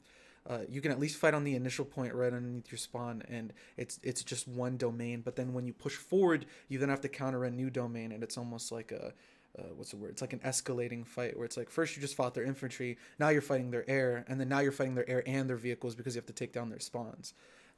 So I think it's almost like a map design thing where it just depends on the map itself, or excuse me, the base itself. Do you have anything, Aeflic? I know that this is like a really big topic for you as well. Oh man, yeah, I do, but it's just so like there's so much floating around up there. One, base design is huge in the game, obviously. There's so much to unpack here, and maybe base design is not the time to do this. There's good bases that are close to the warp gate that theoretically have a huge percentage of time, like less time is spent at those bases because they're harder to get to. The center bases or bases around those have more fights. Like TI Alloys probably is the number one fought over base in Planetside, just because of how long Inter stays open and how popular for whatever reason it is, or biolabs because people have instant spawn there. So I think bases play a huge part in it, but sometimes the good bases aren't in the center, and some of the worst bases are in the center that promote poor combined arms gameplay, which is frustrating, obviously. And maybe I'm going way too far down a tangent, but I feel like the best base is just to be in the center and around the center, and then who cares about the warp gate? Like you finally get to the warp gate, and it's a bad base, Right. whatever. Right. That's why we like Nason's Defiance. That's why I loved the ISA Tech Plant, because I think Tech Plant's one of the best bases in the game. So those focal points in the center are important, but like Lift Corp on Amarish, that gets fought over more sometimes than Then the Ascent. Yeah, and it's like so frustrating. I'm like, why is NC going there? We're gonna get farmed, and Combined Arms is a part of that. And ultimately, though, I don't have an issue with Combined Arms, and I think a lot of the community maybe doesn't want to say that. We do, but when Combined Arms works the best is when all sides when both sides have it. There's tanks, there's air, there's bursts. There's just everyone has a challenge of this kind of push and shove. Like I come in, I can get 3 kills, but I gotta back out in my A to G, right? I can't just come in and just massacre 30 people and then get out and come back and reload, come back and do it over and over again. Right. But I think where a lot of the community's frustration comes from is sometimes the only fight to be at is an 80-20. We don't have the opportunity to deal with, first off, or it could be 30-70 or 60-40, but there's always a lot of the time there's one side that has just pure infantry or maybe a little bit of max or something, but then we're dealing with so much more: overpop, the maxes, A to G, tanks at distance, multiple snipers. That's the frustration that I think that some of us has. This is the only fight. Yeah. And Combined Arms, and again, it's a problem because you can't scale. This is not a 6v6. It's not a 12v12 100% of the time, right? So a lot of the time Combined Arms works fine because I can avoid it. There's just this weird friction at the base to where it almost kind of balances itself out. But a lot of the time, for a lot of the veteran infantry players, we're experiencing Combined Arms at its weakest, and I think our frustration is we experience it a lot. It's not once a week or once a day that we have a fight like that. It's when we have that fight over and over again, and that's where that frustration comes from. I don't care if you have a or A to G and it's a 50-50 fight and you kill me. Yeah, it's annoying, but I know that more than likely I'm going to be able to get away from you, or I have a chance against you. It's when I'm trying to pick my options, I guess, when there's so much in front of me. And I have a good arsenal to deal with a lot of those things and still pull off 12 kills of the fight or something. But a new player that's spawning in there, that's BR15 or something. It's how's he going to deal with or understand what's going on? And those, I think sometimes the frustration or the veteran community kind of gets caught up in this friction maybe between you guys, but we also got to remember that there's other players that are at these fights too that aren't vets that are experiencing this weird Combined Arms friction in overpop, I guess. I don't know if that was really tangent-y and so you're talking about, okay, so if we break it down, that frustration that you're experiencing, right? You're having immersion done to you, but a lot of it comes from understanding, and like you said, new players don't have it, but friction of you could probably deal with some of the stuff that's going on if you were to spawn a base back, pull a tank, kill whatever, be it the Liberator that's just hovering there, shelling people, or the Sunderoos even, to kind of push the armor out. You have the opportunity to do that, but there's friction. You have to go with the map, you have to go away, and you have to drive all the way back, and if you're on your own, you're gonna maybe get picked off by the bunch of people who are there. So there's a that feeling of helplessness too. And then the third thing is the map really revolves around the outfits that are able to make the plays.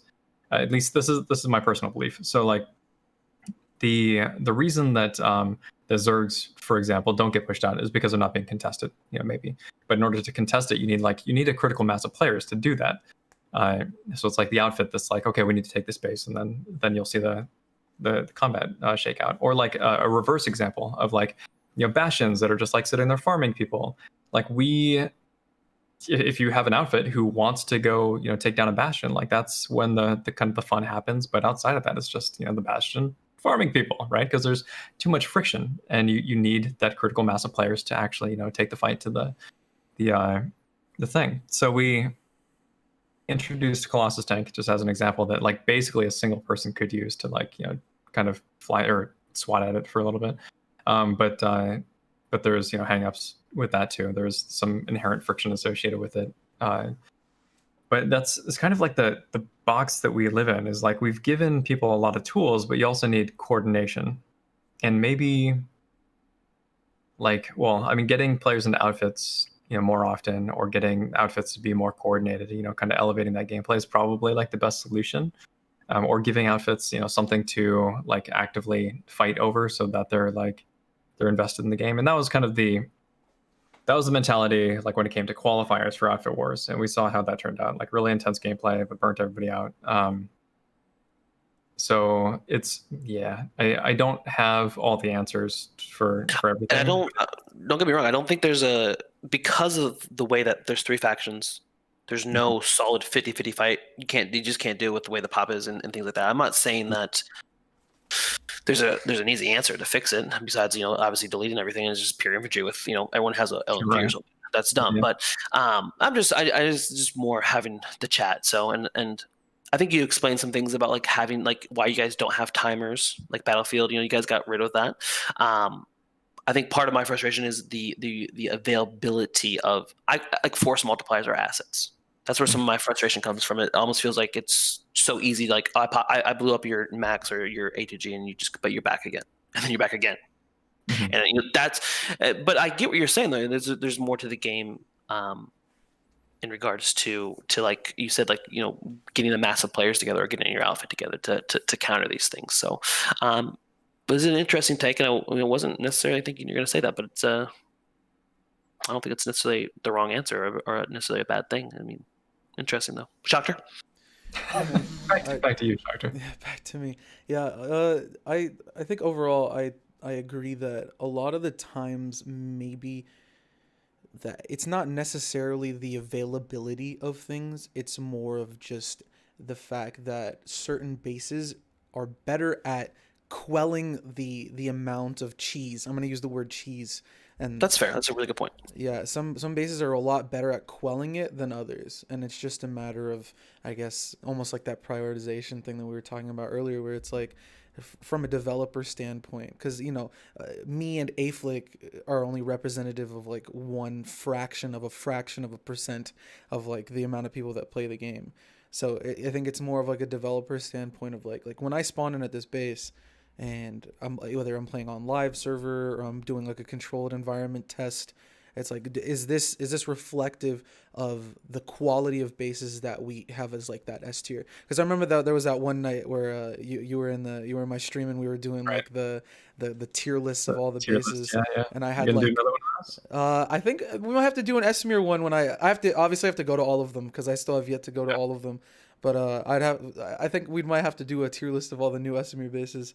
But I remember like I had a tech plant. I used to tech plant as like S tier, just because of the fact that it was one of the best bases, if not, in my opinion, the best base that almost was best suited towards separating those 3 domains, but then still allowing for some interaction. Like, yes, you can get run over by a tank or killed by like a lib or a bastion, but a lot of options are offered to the person that just wants to play infantry to like go underneath the tech plant and then come out from the garage or from one of the side buildings, and almost you get more opportunities of avoiding the things that you would consider cheese. And again, I'm saying this from an infantry standpoint, but I feel like even people with aircraft, where it's like you're flying a Reaver and somebody has a sky guard and it's on one side of the tech plant and it's shooting you, you could use that building, that tech plant, because it's such a massive building, to hide from that, and whether repair or get away.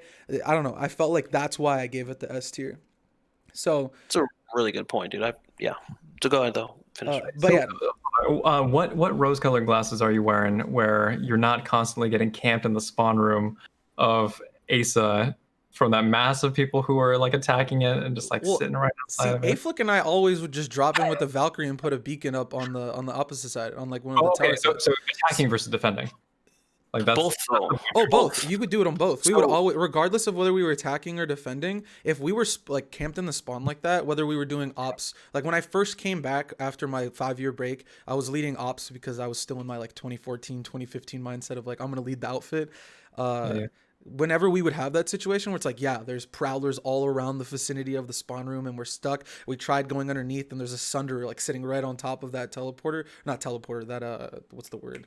The grav lifts that are sideways. Right. We would just Valkyrie up, somebody would get a beacon up on top of the roof, or we had like some people that wanted to like either put like a, what is it called, a router. So we would put like a router up on top, and then we would have another like means to attack, whether it was from the grav lift on the side where the gun deck is, or from that primary balcony side. So that's why I always liked it, because maybe it was too obvious, maybe, and we're just not being smart enough and figuring out like other ways to counter on like the bases that we don't like. But a base like ISA, or any of the tech plans for that matter, whenever we would have those situations, we would always have like a backup plan, and then a backup plan for that backup plan. And then we had a long time. We had 6 minutes to figure out how to like retake the base. Or if we're attacking it, we have 6 minutes to figure out how to counter the things that we are getting countered by. So it was like a lot of, I guess, it was a very like deep and meaningful gameplay. I think that's why like the tech plan is so like sacred to Aeflic and I. Go ahead. That's really cool, because like you are in a minority when it comes to like dealing with those sorts of situations, because you see the people getting camped in the spawn room, right? Like it's the lowest point of friction. Like you just run out of the spawn room, then die, and then you complain about it later. But for like you going back and pulling the Valkyrie and putting the spawn beacon on the roof, like that's the sort of gameplay that actually that we try to incentivize by, like, because just by virtue of all the options we have access to, and we don't see enough. So like, yeah, explaining it like that, I totally see your perspective. Just to take it a step further, like with ISA, the tech plan, or just tech plans in general, they provide like layers almost to the base, like different sections of like, especially like for a smaller squad, like when you attack it, like you like push up almost to the spawn to like the secondary gen area where the SU is. You kind of camp that, then pop comes in, and then you get you slowly get pushed back to like the fan, and you hold that for as long as you can, and then you get kind of sequestered back to like being actually inside like the larger part of it. And I think that progressive feeling to the base works really well on both sides, because okay, if it's 90% overpop, yes, okay, it sucks to be camped inside the spawn, and it's probably unrealistic. You can still drop on the back like Shoctor said, because usually there's people still on the point, but there's also people towards the spawn, and it kind of really separates and gives a chance to whatever side you're on. But there's a lot of times that it's fun to push out and just go straight to that triple on the right side and like work to like kind of take that, and then or take the secondary and like just like slowly progress forward, and then maybe take where the shield gen is in the back. Like there's usually a sunder there. There's just like so much progression to the base, and in some regards, I'm part of the minority in the infantry community, because I still like attacking and defending. Like I want to farm kills, yes, but I don't want like, no one to move. I just like chain headshots and everyone dies. Like I like the idea of like taking the base and be like, well, I got 30 kills there and I fucking took the base from you. Like I feel like I like that feeling, or defending the base, right? And most of us play the objective anyway, naturally, by killing people. But ISA, like that progression, like that stage, that like kind of breaking up the different buildings and like the stage of the fight, like is what makes it so strong. Even with combined arms there, like I can handle the combined arms there, even with overpop. And I think a lot of the other bases lack that. And I'm okay with that, especially when they're closer to warp gate. That's why I like the tech plant so much in the center. And like even like triples like Matheson's, you just drop, put your beacon up top, and like you can kind of have a bit of a foothold. And the larger bases sometimes just support the different interactions of the domains better, and give you more options. And I think that's why they're sometimes preferred. And obviously there's, like you said, S tier bases, and there's dog shit bases too. Yeah, I don't know where I'm going with this, but I think the center is so important to the maps, especially when there's low pop, and the only thing that you can do is go to the center. Like those bases have to be the best, and then even outside of the center, like the next set, need to be really strong bases. Even if they're small bases, there's bases by the ISA tech plant that we can't play it anymore because of the update that were really good too.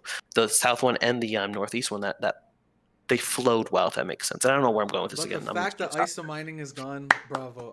Every time I see it, I really like that base, but it's just like it shares the driveway with ASA. Like I think that's the fall down for me. It's just like it's way too close. So long spawns to the front lines is, well, I didn't mean to cut you off, but like that's why I didn't like mining, because you'd spawn and like to get to the point. If you got bolted 30 seconds into your run, you got to restart your run. I like kind of that, like... That's a big thing, I think, in Planetside. The friction is so far sometimes. When the friction is close, it's good. If that makes sense. No, I like that tech plant has that. Because the fact that you can like kind of work around mining was something that I enjoyed. Like you can go up, over, or like through the side tunnel, or you can like drop straight down. Like there's a lot of options there. It didn't hold up when there's like a lot of population, which being like near the center like that caused a lot of problems. The so I'm curious what you guys think, because like you're talking about the center base needing to be really strong and that sort of thing. And my mentality for like, so we're trying the experimental like 3 capture point on Asa, and the intent behind that is to get more movement through the points, because that the friction happens with all the tech plants at the 2 doors trying to like get in. Once people have that not even balcony, but just like that whole like tech plant area, or the grounded door area, like the deck and they get to shoot down. Yeah, that's the point of friction for every tech plant, so far as I'm concerned. And then there's, I mean, the balcony holds are totally fun for like dropping squads on and that sort of thing. The new ASA doesn't necessarily have that kind of, like, it blocks off the that direct line of sight, and you have to actually go and like proceed. But the new ASA, like the point of it was to support higher populations and kind of enable that gameplay that you were talking about before, with like taking the Valkyrie and like kind of dropping on a point. So like now you're able to start from the top and work your way down, or start from the bottom and kind of work your way up.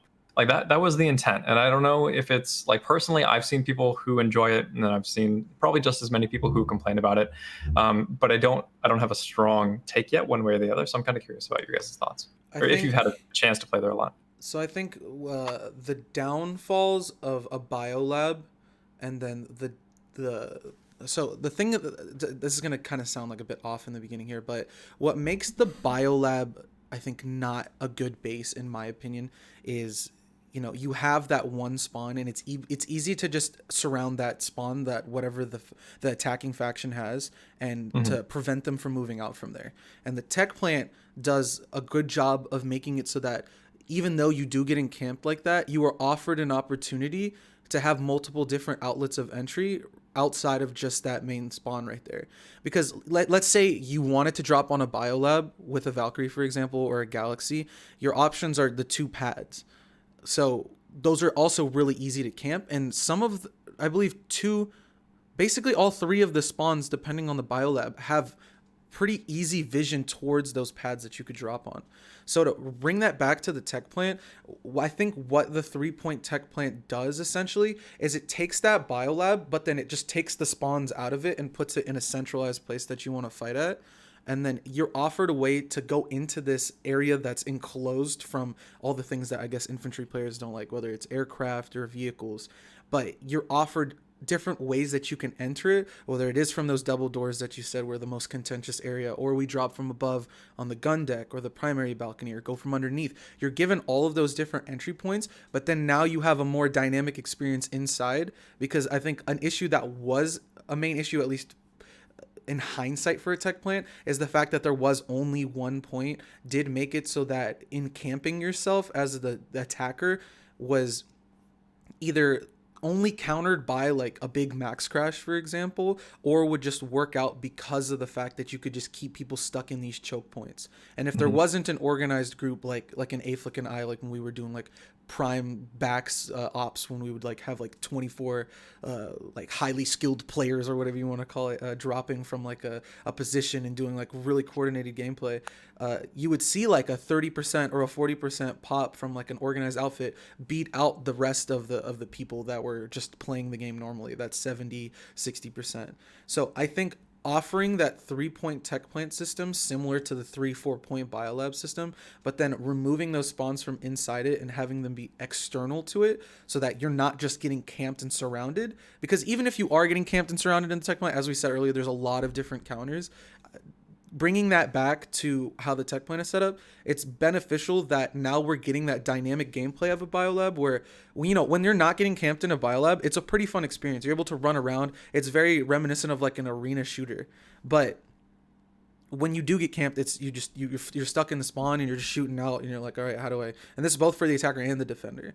Right. So getting that dynamic experience at a tech plant, where it's like, okay, now when we get inside, we're not just sitting still on the point like, oh, they're flipping C, go to C, go, and it's like we're always moving. Because especially if you watch like Aeflic stream, for example, Aeflic is not just standing still waiting for someone to come. Aeflic is moving all the time. Movement. And the one thing I would always harp on him about when we would attack a tech plant is we would drop on it, he would flip the point, and then he would just go to the SCU. Be like, bro, we still have 3 minutes until that thing's available to flip. He'd be like, sorry, bro, I wanted to get kills. It's like now that new tech plant setup where it's like the 3 points, it's like now whoever you have in there can do that run around, ring around the rosy. And then if the SCU flips and it's like, okay, you can go for it. All right, we're done ringing around the rosy. We have this area secured. Let's go to the SCU and like put forces towards there and start having a bit of a fight over there.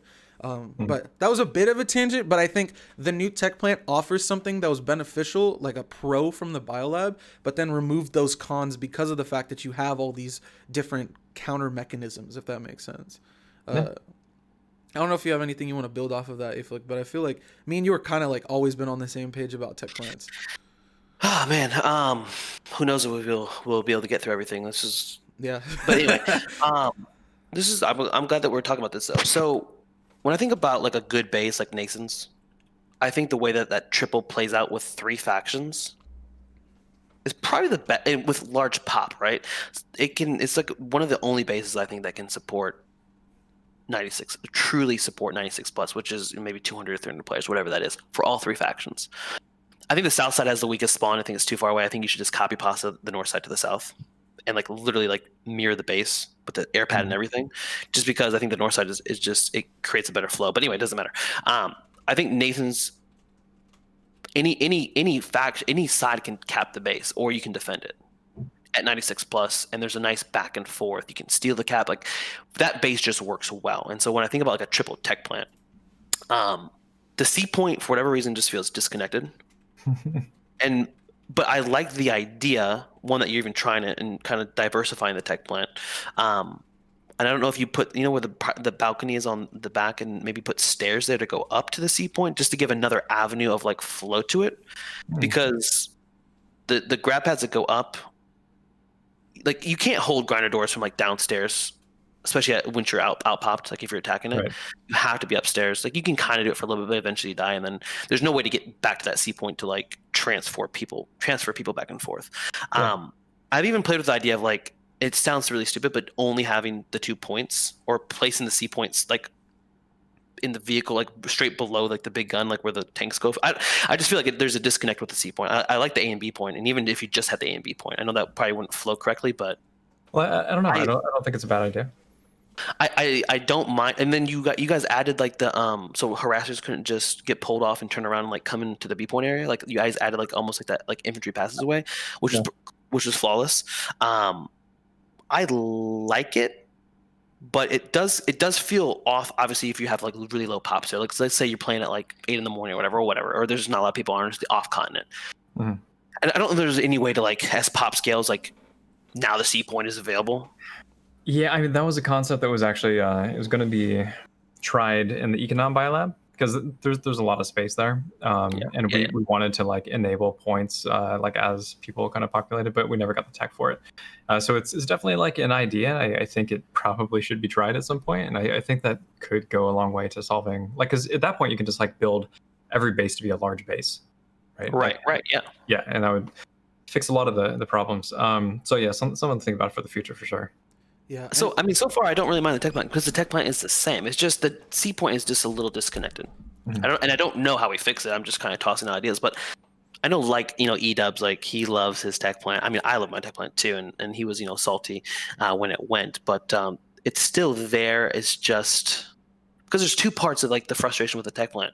The new meta is once it hits scale pop, there's a router. Okay, and there might be carrying 3 or 4 routers or whatever it is on like the primary balcony on the inside. You put 4 maxes there at 96 plus with 5 engines, and you have medics. Like there's no real way to, because you're going through a doorway. That's why I don't like it at 96 plus. When you're trying to go through a doorway, it's just not realistic, especially when you're going against like maxes on the other end of it. And then they have the router right there. And yes, you can orbital strike it, I suppose, to get rid of the router. But that's like kind of like the new meta, and it hits this like focal point of like there's no movement. It becomes stale. It's like the biolab when there's the maxes and all the pop are in the secondary gen room, and you're outside of that by skinny stairs by the SCU, and there's no movement. Right. And like, okay, I'm not having fun. Like I want to leave. That's kind of where the tech plant has reached. But this kind of 3 point idea kind of breaks that up almost, and I like that idea. I just don't know how we make it work. But so far, I mean, it hasn't been that bad. And no one ever fought where the B point is ever.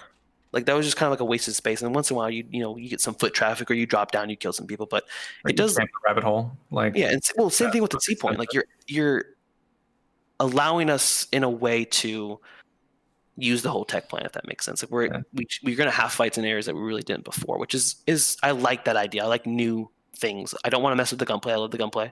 I just want to experience Planetside on like different maps, and that's kind of what we're getting. So like that's the exciting part. I don't know where I'm going with this. I'm done. I'm out. Yeah, honestly, Yeah. we have so much to talk about. We might just Sorry. have to bring you on for like a base overview, map overview of like all the existing stuff, because we could talk. There's so much, again, like the diversity that we were talking about earlier in the game. You could literally talk about this for hours. So, so to move on, the grinding towards goals is the next thing I kind of want to talk about when we're talking about Planetside in 2020, and then after this we'll go into the campaign and then Esamir. But so grinding towards goals is essentially like a staple of Planetside, and the directive system, may be the most rewarding system in the game when it comes to this.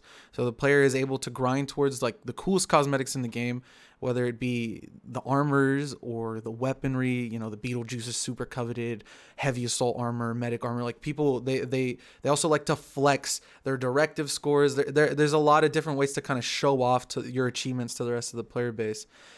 So what are your thoughts on the current state of directives, and then what do you see the future of it looking like? And then do you see that campaign mission system kind of being tied in and also becoming a long-term goal thing and alongside of directives, or are directives going to be essentially sanctioned off to their own long-term aspect, and then campaign will stay more in the short term of, go do this thing within the day, but then directive is, do this over the course of weeks? Right. No, I think you nailed it. So directives have existed as that sort of like that long progression, and I mean, yeah, like it can take you years, to check something off your list. Or we have those sorts of players like Aeflic or like Ahorn or anybody, or any of the or I shouldn't say any, sorry, most of the streamers who currently play are like usually grinding like out a specific weapon, or they're trying to finish off a specific directive line, and we have people who chase those sorts of things, and we know, like, just from like a motivation standpoint, that we can kind of throw a directive in the game and then it'll provide some sort of content for a certain type of player, and that's kind of one of the knobs that we have. But I think that the goal of directives should be more long term overall, and we have kind of been experimenting with well, I guess not even experimenting, just like the holiday directives are a good example of something that can exist within that system but be more short term. And we'll see another one of those come up for Halloween and for December and whatever. But as far as missions, it was really meant to be session based. Like, you log in, and then this is the thing that you're doing, and this is the reward that you get. And some players desire that sort of structure. I've never been one of them personally, because I just kind of like, I just go in the game and then I goof off and whatever. But it's been requested like just many times throughout the year, and I think that there's a lot of opportunities there as far as like guiding new players, or giving somebody like an opportunity to try something new, or probably most importantly to me is like creating like a living, breathing world by having players do some like things that they wouldn't necessarily do, and creating new objectives. So you're talking about like carrots in northeastern Esamir, as much of a heartache as that was for most people. It also incentivized like people to go up to that region, and just by virtue of being in that area, you naturally get sucked into like the FPS gunplay, because it's fun, because there are opposing factions, because you happen to be in proximity. Like, everything was flowing really well, and it's because we had the mission system and the campaign system to kind of send you up there in the first place. If there wasn't any goals, people wouldn't go up there. Mm-hmm. That's what it comes down to. It's true, I guess, because I went up there. I didn't even, because if no one else is picking carrots, I want to go up there. But that's a good point. Yeah, because I mean, as a KPM player, it's like if you want to get like you want to farm and get a bunch of kills, and get that big number of like getting a bunch of kills, it's like you're not going to go to the Northeast Warp Gate if no one's there. Right. But then the fact that there are a bunch of people there, it's like, okay, they're there for one reason, but then I'm also there because they are there, and it's just like Right. I understand that. And that's a double-edged sword too. Like, when you send up all that population to the northeast, then obviously your lattice is kind of lacking. You don't get that more traditional, I guess, Planetside gameplay. And I think this has been kind of an illuminating experience for us, because we know now that we can motivate you to do certain things. And I think we created some friction with certain events. Like for the campaign, for example, there was like during like the second mission, there was a specific turn-in point, or third mission, whatever, and you had to go to this kind of abandoned base and recover some data from it or whatever. And because of that, just by virtue of this being like a one specific place, people were like fighting over it, building bases around it, and defending it so that like their faction mates can come in and do their quests, their campaign events. And it created like a really like community driven dynamic, but seeded from some really like hardcore kind of like objectives. So to me, it's a good thing. And I think that that the game overall, just like even if you're not interested in that sort of thing, like the gameplay up there was fun for people, and that'll totally taper off. I think it certainly has already, and people will go back to their normally scheduled, traditional Planetside 2 lattice-based capture point gameplay. Yeah. So what I think that's actually a really good transition to the next portion, which would be the campaign system. Unless Aeflic, do you have anything you want to build off of that? Is it time for me to talk about missions or no? How many carrots did you get? 0. Okay. I got my 100. You want to be honest? I got my 100. Do you want to hold off on that then? If it's about No. I'm just gonna say Shoctor has done the campaign portion. Mm-hmm. I went to Sanctuary and talked to 2 people, and then I put that HUD thing on, and then I got scared because I was flying around. I can't fly, and then I couldn't find the thing I was looking for. I was like, whatever, I'm just gonna go farm infantry. But then I was more like trying to look at like the new bases and like experience, I guess, the new part of like Esamir. So we've kind of have different. But I've gone up to the northeast side just to. There's been some good fights up there that I've interacted with. Surprisingly, I was surprised. But yeah, Shoctor, take it away. So the campaign, and then we'll get into the mission system next. But the campaign is in its first chapter, and it feels like the first levels of an MMO when you make a brand new character. So you're gathering items, like the collecting, picking flowers, or chopping carrots is like the meme now, or the collect and return missions of grab one of the derelict or destroyed vehicles that's in the Northeast Warp Gate, and then bring it back to yours. Those are very reminiscent of something you would do in like the beginning of an MMO. So we're in those early chapters. What are the plans to then flesh this system out now that foundation is set right now for those new players? Because kind of how you talked about it earlier is this is very much focused towards the casual player or the person who's just started the game, because oftentimes they start the game and they're like, okay, I have all these things I can do, I'm overwhelmed with decisions or things I can do. I don't know what to do. I spawn in at base. I die. Oh, I uninstall game and they leave.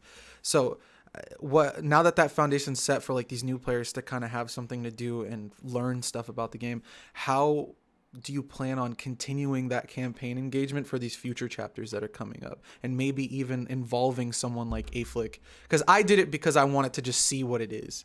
But Aeflic he doesn't necessarily care because it's not reflective of his gameplay. When I play, and I haven't played like an MMO in a long time, but I grinded one game because I hate kiting beasts around in a circle until they ball up and I strike them down for 4 hours. I can accept oh hey there, Aeflic. Can you go kill 10 chickens? And like they're doing some stupid things, like, and like the animation's weird, and like I go do that. I'm like, I know that like eventually I'm gonna go do PvP, and like I'm gonna have some gear and I'll be like stronger later on. I'm gonna bear through this because I know what's coming, like as end game. And so it's like we're doing that raid. We're gonna destroy like Supreme Lord Enzak or something. I don't know. And like it's gonna be this massive thing, but like I have to grind through like these little things first to get to that point where it's like, okay, I unlocked X and now I unlocked Y, and it's getting me to that point. Is that reminiscent of what you're trying to do with this campaign system, or do you think it's a little bit different? Like, are we gonna stay like this, like kind of what we had the carrots over here, but now we're gonna pick logs next, and not even like I think memeing, okay? And but like who let you into the database? You shouldn't know about that yet. No, I think so. There's certainly a lot of things that we learned, throughout the process, and there's like a lot of points of friction for players in general, like people walking past their objectives because they didn't have analysis HUD on, and like analysis HUD is like another step that we probably didn't need in the first place. So we, just like streamlining things and making it make more sense. But also like and again, it's hard to convey this because people don't want to like swallow the pill of like, okay, this doesn't really cater to me. Like we wanted to create a separate form of gameplay, and it's for people specifically who want to learn like the story that we're telling. And because of that, like the tempo is very like casual. We do put some friction points into. Actually, initially we were going to have Esamir just like go through a normal rotation. Like you will have to actually play the game, and then like when Esamir is open, then you go there, and then you can like progress your stuff. And at the same time, we're going to send you off of the continent, so that there is a break from what you're doing. But players are like, no, I don't want to do it later. I want to do it now. And we're like, okay, fine, you can do it now. It's yeah, so like some of our expectations just like fell down, but yeah, as far as the pacing goes though, like we're gonna try to make things that are more, I guess, engaging, and honestly like it should be more like tangential to the normal gameplay instead of just like this like hard right turn off into the middle of nowhere, because we are like sending you on some fetch quests. Like some people were making like a big deal out of it, but like a lot of the quests are actually centered around the Shattered Warp Gate, and like that's why all the fighting has been so good there, because again, just like the objectives. But I think we could probably deal with like maybe less fetch quests, or like maybe fetch quests that are like while you're doing something like playing the normal game anyway, and we'd be able to get away with that. Yeah, we certainly want to make the experience more fun for more players, but at the same time, like slower forms of gameplay they're better for storytelling. It's better for introducing new players to the game because they just get to kind of exist in the world for a little bit, instead of like their first experience being like drop into the game, then you get shot, and then that's okay, well I guess this is what Planetside is. So it's very different, and it's meant to be different, and it's not going to appeal to everybody, and that's kind of the balance that we need to strike, while like to make it more acceptable while also doing what we want it to. So we'll see how chapter 2 plays out. At the very least, it's going to change. Actually, this chapter is not specifically going to touch the terrain on Esamir, but chapter 3 will. Spoilers. So like just keep it in your pants, guys. Like if there's something that doesn't appeal to you right now, maybe it'll be more interesting later, and we'll certainly go through and take like the feedback into consideration and that sort of thing.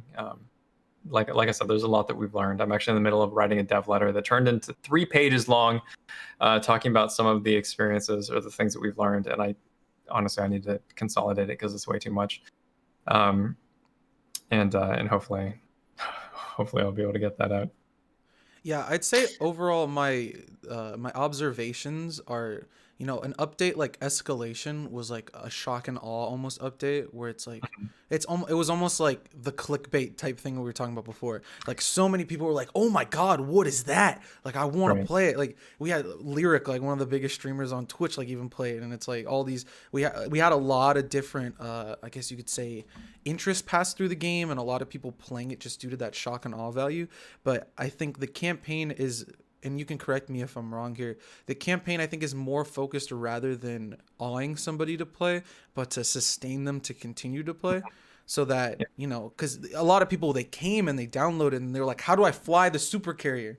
It's like, well, you got to do a lot of different things to get to that point where you can fly the super carrier. And there's not enough stuff, I think, in the game that kind of showcases how to do that, or like where to go, how to do certain things. And I think my first observation of it when I was doing all the different things is like, one, this isn't meant for me. Like the missions, everything I already have unlocked because I have a big cert pool, and I just buy things at this point because it's like, all right, how does this gun play? And I've done that for the past I guess 3 years of playing, but then cumulatively 5.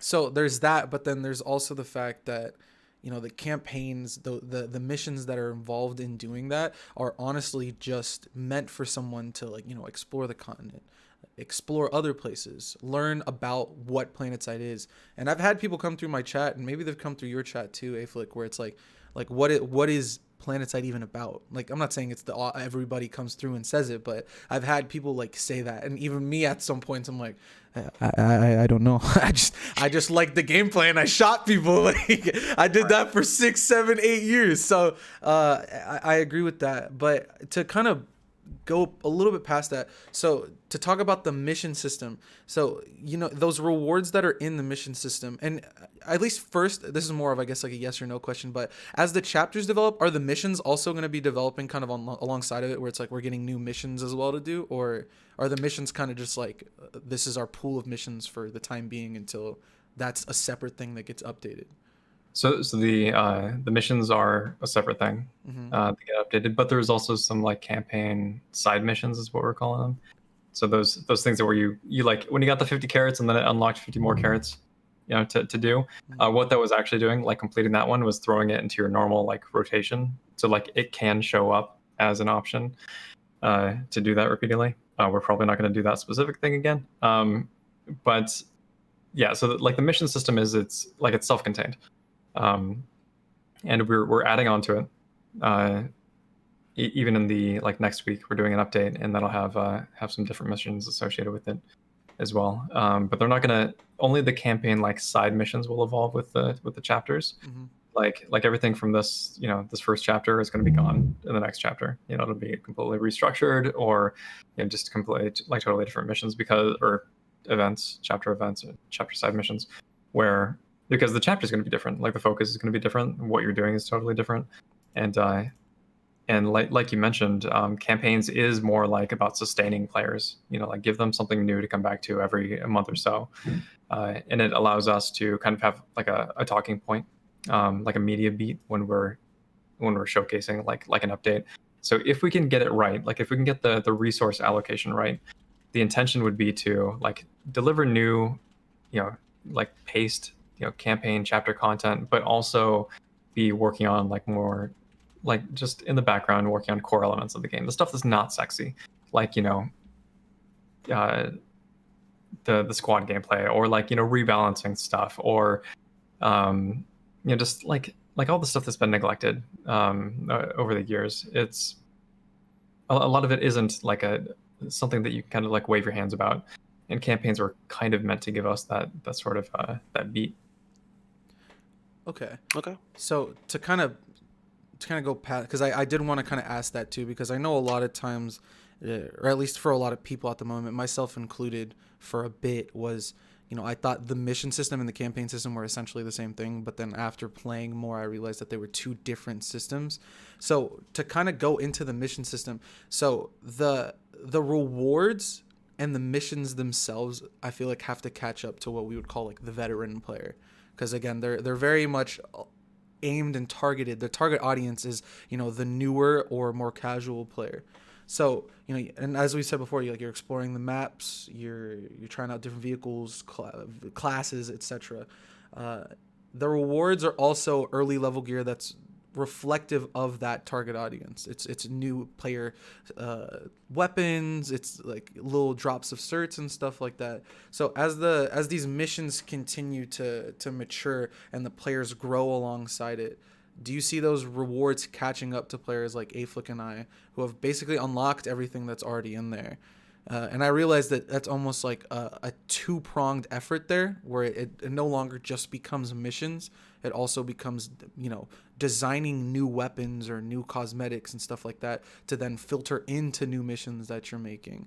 But definitely interested in seeing, like, is that something that's planned where, you have this player base that's going to start growing alongside this campaign and this mission system.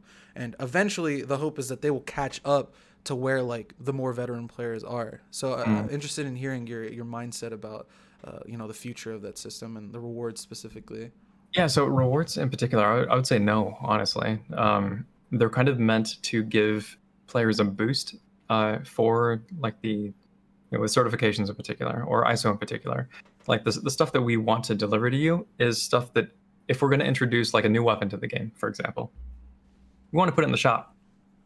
Make it so you can buy it with certs, make it so you can buy it with Daybreak Cash, because that's not only our business model, it's like the as far as progression goes in the game, we try to keep things flat, and it's more about like there's some vertical progression elements with suits and that sort of thing, implants, but as far as like different styles of gameplay, like we want you to be able to unlock it. The campaign stuff is probably the exception, because we're tinkering around with stuff that we don't necessarily want to stay in the game for 100% of the time.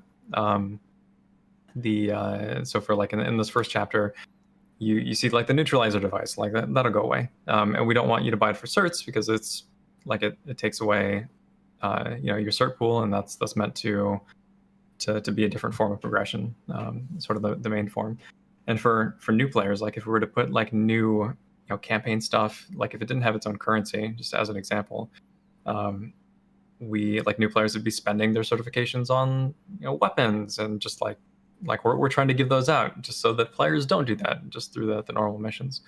I'm probably confusing a little bit of my messaging right now, but that's the takeaway, is just like, no, we don't have any plans to like create more stuff to then give you from missions.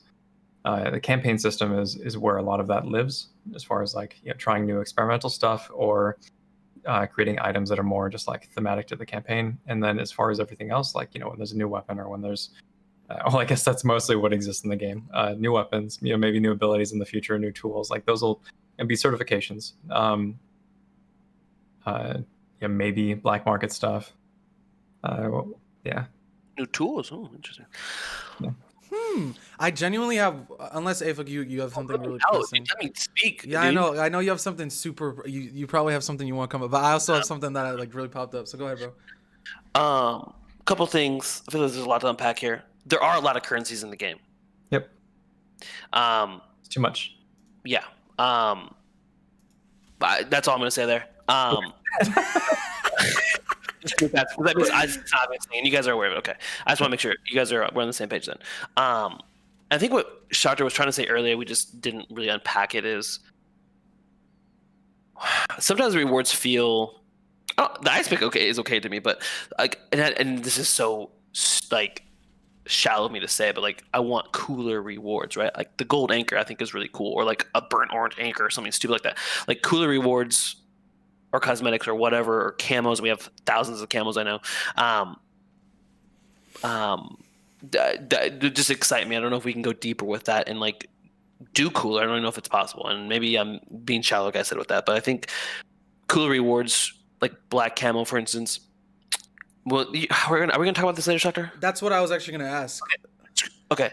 Oh, you talked about that. I'm just gonna go to the missions thing. Is there a reason that we didn't do? And I get like directives are there too, but almost do missions, at least the start of them, or maybe we're gonna expand to this, because they feel very obscure. Right. There's drill is coming down now, okay, but like just like natural gameplay, and some of that's there, but like not everyone. The new player is gonna be like, "Oh, I'm gonna lead 23 players," or what's the galaxy? Like just 10 LMG kills, or like get 2 Frag kills, or get like decimator kill, or like get 2 ESF kills, like in an ESF or something. Like just almost more like true dailies, almost, if that makes sense, because that engages the new player and like, hey, deploy a sender at the front line, which you kind of think you have that one. Those are good, but like, is there a way to like almost make them like even simpler and not so obscure? So go ahead. New player missions are totally different from like if you were to create a new character right now, you see like the training missions. It's like, this is a heavy assault training mission. Like you equip the heavy assault class, absorb this amount of damage, kill 1 person. Like that's the mission. Yeah, I saw that from Commander Series' stream. Yeah. And then we actually give you like better than average rewards for the time spent that you're doing that, because we know that new players move slower. I made a new account, and I will say I do think the new cert gain and all that I think it's in a crispy spot. I will say. I think it's a little bit ridiculous, personally. Cert gain is very high. It's really good. It's like okay, we're going to release a new weapon. I know many people will not purchase it for real monies, because they like, why even try? So like that's kind of like was our mentality when trying to reel in some of the economy stuff, and of course things happened. But so regarding, okay, so I guess we'll talk about cool stuff later, but for the missions in particular, the intent was to like create new forms of gameplay because we've been doing the same thing for 8 years. It's like, go to the base, capture the base, whatever. And there's not even necessarily like an overarching point to that stuff either. It's like what's the goal? The goal is whatever you make it. Like, it's not really capturing the continent. Like, we put the alert in front of you, but like, how much does it matter? Totally matters to people who care about it. Like, and that's basically the gist of it. About like people talking about alert rewards motivating them. Honestly, we didn't see any change to gameplay on live outside of Esamir in particular. So I really think it's more just people want free stuffs. But I mean, it's motivation for certain people. Like, that's undeniable. It wouldn't have been such a big deal if it wasn't. But the also, like, when you think about like continent benefits, for example, like how motivated are you to capture a continent so that you can get this benefit that you're probably not going to be online to use anymore? It's not all that interesting. It like the Hassan benefit, for example, like you log on one day and you get to see that repairs or like ammo towers they're repairing you, and you're like, okay, cool. This is right. nice. Yeah. Like, it's not a motivator, and people I think don't necessarily know exactly what motivates like a broad audience. They have like personal motivations, and a lot of times it's progression. A lot of times it's just like, or like, for directives, for example. Like, I know actually I had asked you Aeflic a question actually on your guys' podcast a while ago. Submitted a question talking about like, would you still have the same level of enjoyment for the game if you were like fighting competitive players, like, every step of the way? And for you, your answer was yes, like, because that excites you, like running into somebody who That was you who asked that question. I remember I was like, I'm always playing like this, but then I see a guy I know that's actually good. I'm like, oh god, let me clean up, let me play. Yeah, the V6 is coming slowly. You're like, wait, what is? Oh, he's coming. So like, and I don't think I probably didn't structure that question well enough, but like the point that I was trying to, or like the essence of that question that I was trying to pull out of you is like there's a form of gameplay that you're doing now on live where it's just like you're grinding out kills, basically. Like, you're probably enjoying it. I hope you're enjoying it. But like, if the gameplay was different, like if you're only fighting competitive players nonstop, like, would that be more or less enjoyable? Like, if it's more enjoyable, then there's avenues where you could do that. Like, if you're playing on, Planetside Infantry League, for example, or just doing scrims on Jaeger, which, many people who are like super serious about that, like, they just do that, and enjoy that sort of gameplay. But as far as like your personal motivation, like it varies so drastically that it's really hard to just like blanket say. God, where was I going with this? I went off on a tangent. Well, I think I think my understanding of like the mission system is coming from your typical MMO, like this very like natural kind of daily. Essentially, like, it's what the directives already are, essentially, but the directives expand and go pretty deep. So I guess I wasn't under the impression of what you guys intended the mission system to be when you say dailies. I think there's just like this normal kind of like. Go ahead, I see you're ready to talk, so I'm just gonna stop. Yeah. So you totally refreshed my memory. So getting back to like the things that you're doing in those missions, there's a lot of feedback on Reddit. It's just like we should be doing like normal stuff, that we're like, for example, if we give you a mission and you're doing the exact same thing that you're going to be doing normally, it's a net zero for us. Like, or it's like we're actually worsening our position because we're giving you free stuff essentially. Like, it doesn't make sense. Like that. That's smart. Yeah, I guess you guys are trying to make money, I guess, in business. Well, I mean, it's not I even. guess. Where would his salary come from otherwise? I'm sorry. Go ahead. I'm a paying member. Wrel's been volunteering for the past 3 years. Oh, go ahead, Wrel. I'm sorry. Yeah.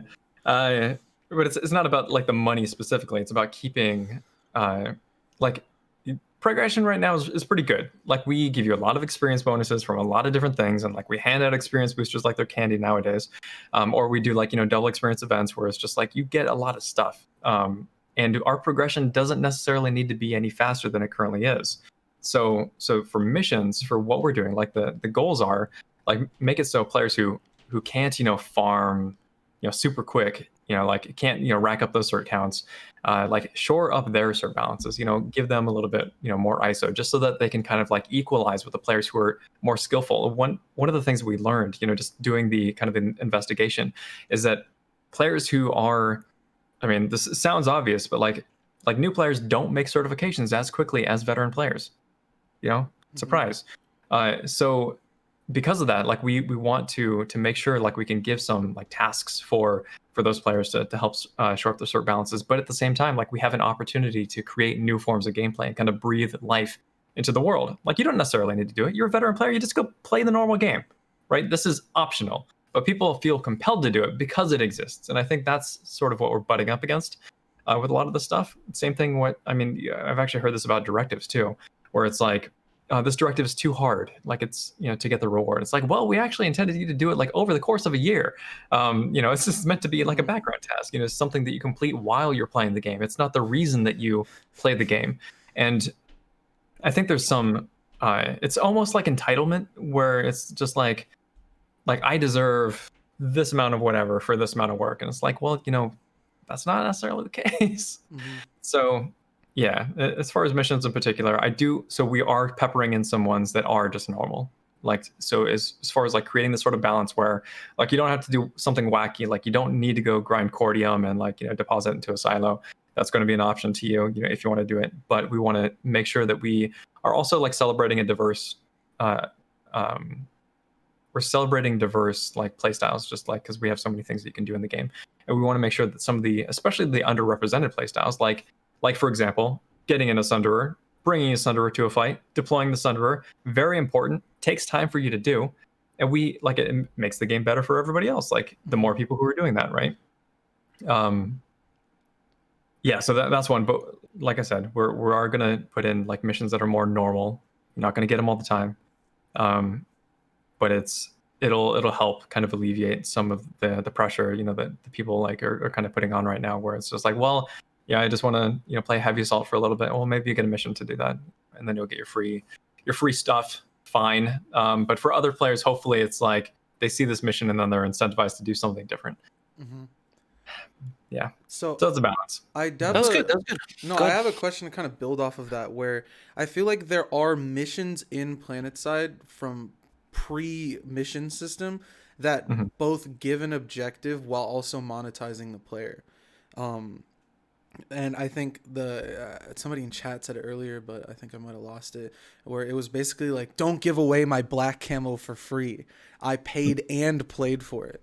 And I thought like that is such a good way to say it, where it's like I not only paid for it, where it's like for me personally, like I bought a bunch of different bundles, and it's like, sure, there is the free way to do it, where it's like, oh, like you'll get these knives over the course of years of playing the game, and I have like the icy kill that I have to get 1,000 kills with. Oh, and this other knife, or I have the year 2 bundle and the year 5 bundle and the year 6 bundle. And it's like, I'm going to use those guns that I paid like $80, $90 like bundles for. And relax, bro. Thank you for your support. And I did it again. So I don't work out, bro. I already said it. All right, just roast me, whatever, bro. The girls on Tinder ain't even messaging me back. Anyways.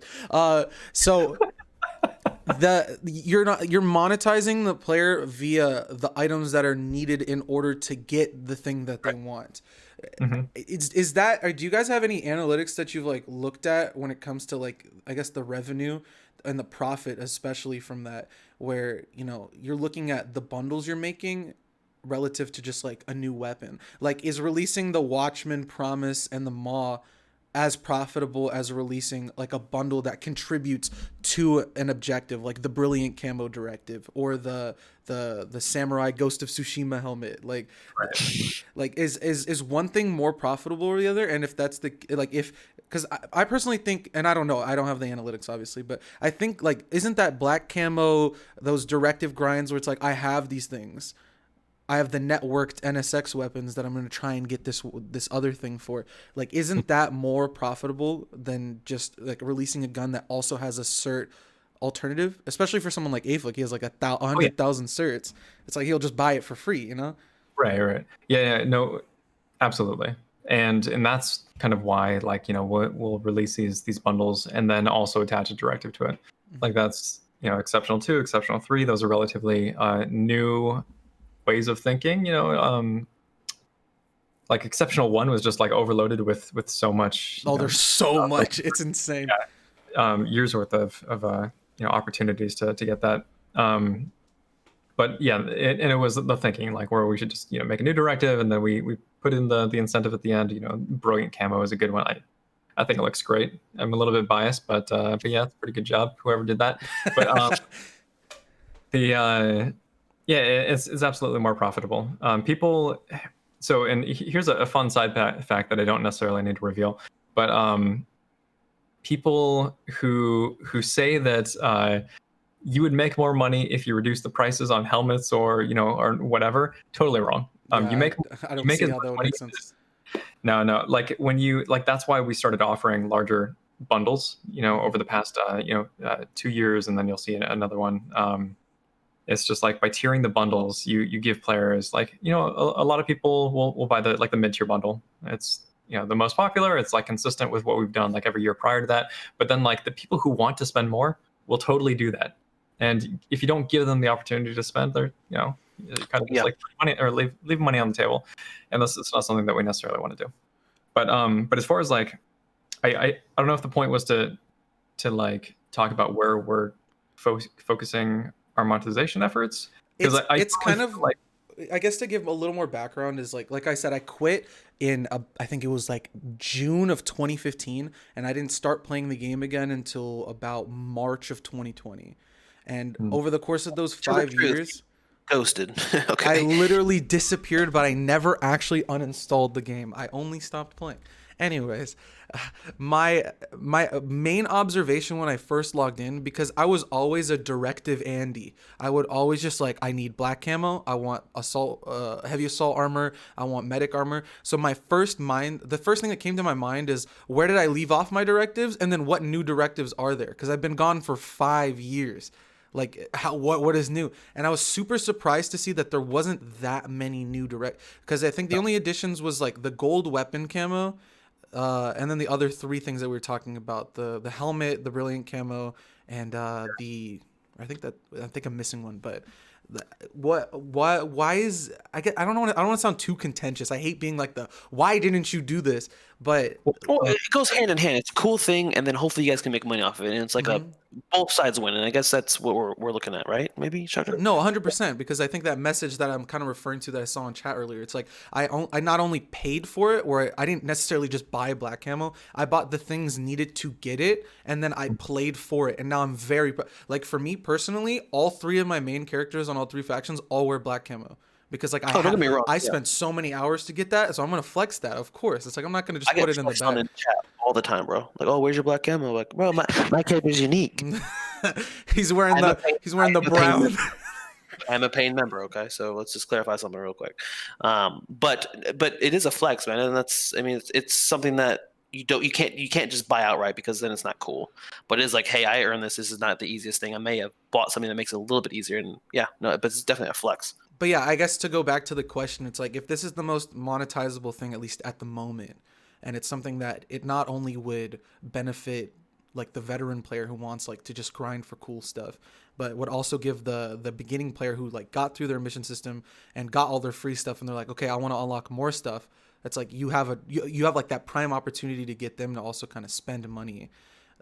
Where, like, I guess, why hasn't that been another focus? Is there like a limitation somewhere? Is it one of those like, we just don't have Go ahead. I'm sorry. No, it's I mean, it only became a thing when I came on the team. Like the exceptional directive, the first one totally existed prior to me, but then after that, it was like we wanted to do more bundles, and totally didn't make sense to keep loading up that directive tree. So that's why there's exceptional 2. That's why there's exceptional 3. And soon to be 4. Okay, go ahead. Well, I mean, I'm not sure how many items exist in exceptional 3 right now off the top of my head. But yeah, no, I mean, we can do more stuff like that. I think that it's healthy, for the game, because it's not, if it's cosmetics, it's not hurting nothing. It's just giving something that people can grind toward. But it hasn't really. I would say, like, we don't want to overdo it either. You know, I feel like last year it was just that one bundle that all the weapons fell into, and it was, you know, NSX weapons aren't necessarily like the most fun to use, and the plan was to, like, you know, build out that directive over time, and I think it has, you know, to some degree, but I don't want it to feel like we're being too, like, greedy is not the right word, but like Have you seen Raid Shadow Legends commercial? yeah, I He I said focus it. less on monetization overall. Like, Right. I feel like it needs to be tempered by like actual, you know, gameplay stuff. So like when it comes to, even though making like a gold version of a weapon like is something that we can do very easily, like it doesn't necessarily mean that we should. Um, Hmm. like there's some tangential elements where it's just like, you know, it's more clutter in your interface, uh, um, and then also, like, you know, we should be making normal weapons too that kind of everybody gets to enjoy. 100%. Hmm. That's where all the Doku stuff came in. You know, even though it doesn't. Well, actually, so it sold very well. Just as a comparison, like, the amount of money that we Good. or the contract, we totally paid it off within like the first, um, I think, you know, maybe a few weapons or something like that. So and then at that point you're just making money, you know, based Hmm. on That's just whatever else. pure profit at that point. Yeah. So like outsourcing in general is typically good for this sort of thing, and it's something that we definitely want to get in front of more often. Just like kind of outsourcing to have people create cool things for us, because we can't necessarily do it all the time. We have, you know, 2 artists on the team, or 2 3D artists rather, and their time is spent like doing, you know, other things for the game, whether it be like, you know, props or what have you. Yeah. So it's just like we need to make enough money to make sure that we're going in the right direction, Hmm. but it shouldn't be the focus, you know. And I feel like some games, like, for example, like if you look at Fortnite, like how many cosmetics can you throw into the game before it's just like too Someone's much? still counting that. They just have like a clicker and they just keep clicking it every time they add like a new one because it's still going. But That's fair. I Return, agree. you know, on that sort of thing too. Like in Planetside 2, for example, camos. Like the reason that, you know, camos started to be less of a thing is because like Player Studio, for example, like used to process Player Studio camos, but, you know, people stopped buying them because like once you get that your favorite camo, you're gonna wear your favorite camo, right? Hmm. You know, sometimes like you get some new ones and diversify, but you're always like trying to kind of like outdo yourself, you know, to some degree too, or like create things that appeal to, like, you know, certain types of players. And Planetside 2 is fortunate enough to have so much breadth of content. You know, like, you know, you have vehicle weapons, you have vehicle camos, you have vehicle cosmetics, you have, you know, the infantry camo, infantry weapons, whatever. That we can get away with, like, kind of touching different categories, you know, over the years, instead of just like inundating you with Hmm. this deluge of, you know, new weapon cosmetics or whatever. Yeah, I understand. I think it is. I think that's probably another one of the mainstays of why a lot of people have stayed for so long, especially it being a free to play game. Because I don't know, you compare it to like a gotcha game where it's like those games where, you know, you have a mission system kind of like the one that's been put into Planetside, where you start the game and you unlock like all like the preliminary stuff, but then going past that and trying to get like, I don't know, the more meta things that you would want are just instantly put in front of a paywall, and there's barely any options to go past that. But Yeah. Planetside gives you a lot of different ways to get that sort of thing, and using money only really, I guess, expedites some sort of thing. Like you could literally just like buy a gun and all of its attachments for with real money, but you can't necessarily make your heavy assault or your mimetic like fully sorted out with pure money. So I agree that it's good that not everything is monetized, and there's almost like if it sounds like there's almost like a sense of like of pride when it comes to like the dev team at this point, Oh where yeah. it's like we don't want to make the game that game. But I Right. also I feel like that's probably then one of the middle grounds that probably still has to be assessed and like taken a look at, where it's like, you know, people want that I pay and then earn something, where it's like, okay, I unlocked like, because I agree, like what you said is like you didn't want to just like put like the Watchman behind a paywall and the mall behind a paywall, the promise, but you know, having them be unlockable towards something is, I think, what makes people want to use it too, where it's like those go straight into getting like the butcher or getting the Beetlejuice. And that's like a very prized item. So there must be like, I guess, like a middle ground there, and it's cool to hear like the perspective, at least from your side, of like, we don't want to overdo it, but then at the same time it's something on our radar because it is something that's almost like our bread and butter at this point, where we do it every year to like release an anniversary bundle and give you a reason to not only buy it because it looks cool, but you can earn something else if you use all of it and you master all of them, I guess you could say. So to go, we're kind of in our final legs here. We're gonna talk about Esamir, unless if you have anything else, Aeflic. But I feel like I don't want to take up too much of your time here. I'm good, man. I'm Still awake. Oh, bro, that's nothing. Aeflic doesn't sleep anymore. I turned the candle on 2 At 9 o'clock. So yeah, it's getting old and lazy.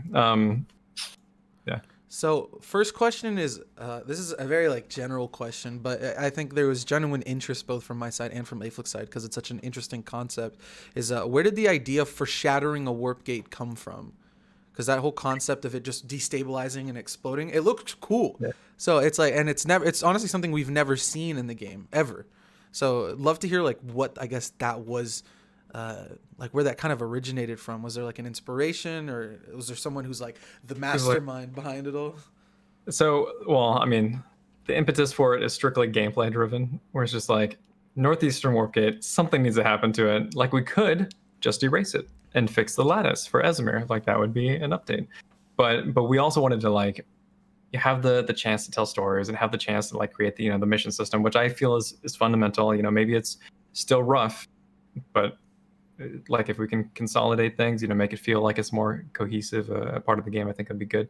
Yeah, so like we decided to just like blow it up instead. Why not? Like you can talk about some of the less visible elements of Planetside 2, when it comes to like the VS technology and how that manifests itself, and we can kind of like solidify some of the lore elements that are in the game when it's kind of just been like nebulous in the past. The lore wasn't really,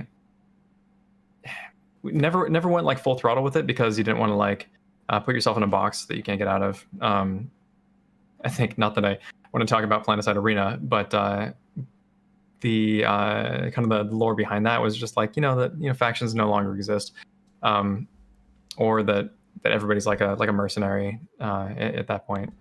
I can't. Honestly, I can't really remember what version of the lore it settled on, but like you have some sort of visceral reaction to that, right? Like there was a lot of talk about like what factions meant. Like is it really Planetside if there's no factions?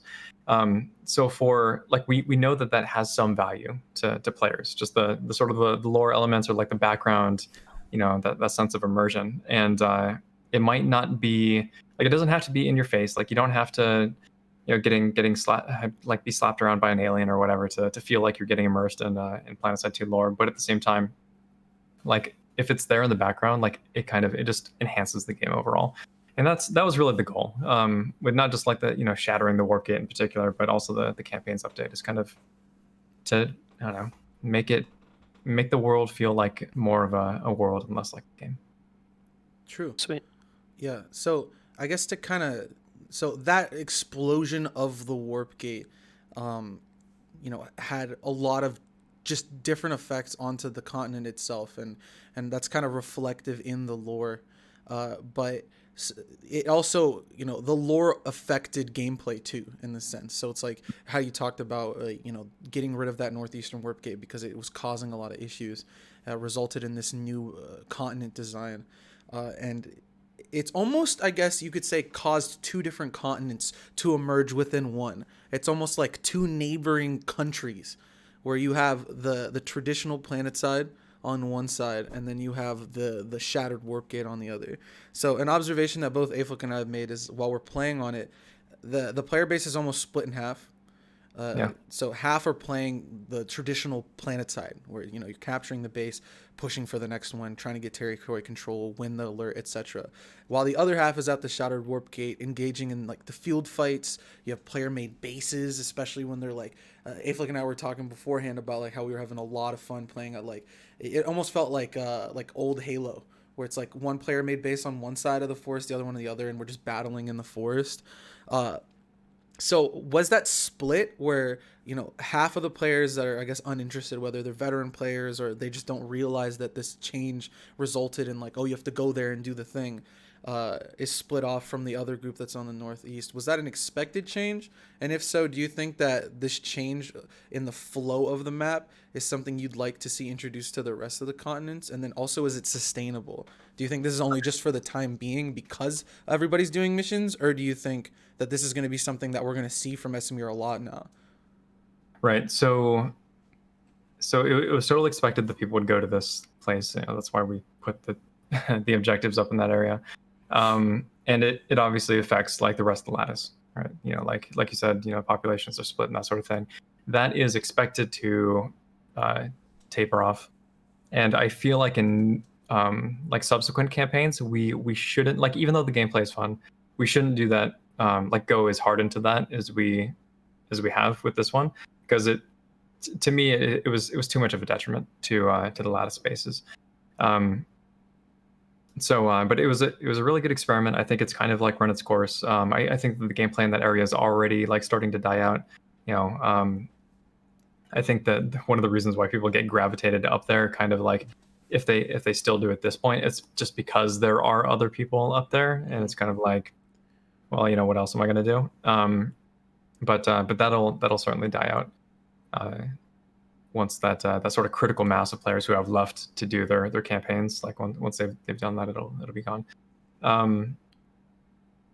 As far as like taking the lesson into other continents, I think that there's a lot that can be done there, and we definitely want to like pocket that idea, you know, and keep it for later. And there's a lot of like really small like kind of supporting elements as well, like the derelict vehicles, for example, just having those scattered around the battlefield, where you can basically create a sunderer instead of like going, you know, way back to a lattice base and having to drive it up or whatever. Like that's a really cool flow mechanic that has kind of helped, you know, facilitate those fights, both like offensively, you know, like the vehicles kind of manifest and then they're rolling over a hill, attacking your construction base, or like sustaining the spawn options for one of these player-made bases. Like that sort of the fact that those vehicles are kind of scattered around is what created that sort of ebb and flow, or one of the reasons that ebb and flow was created around that area. And I think that's an idea that we should, you know, pocket too and save for later. There's definitely like just a lot of lessons in general to be learned. I feel like maybe possibly you could kind of create and I'm just thinking out loud at this point, but like you could have like one of those areas like in the center of a continent, and provided you have objectives for players to do in that area, like it will sustain population, but like you could also surround it in like a lattice base, and kind of like, you know, just kind of intersperse it, or like there could be like pockets of this sort of activity like throughout different areas. I think that these are all like really fun ideas to explore. So I'm super satisfied with how it turned out at the end of the day. Like even though there's some friction with the fact that it negatively affected the lattice spaces, like it's all temporary, and we'll just like continue to learn and get better at what we're doing, you know, with subsequent chapters and campaigns.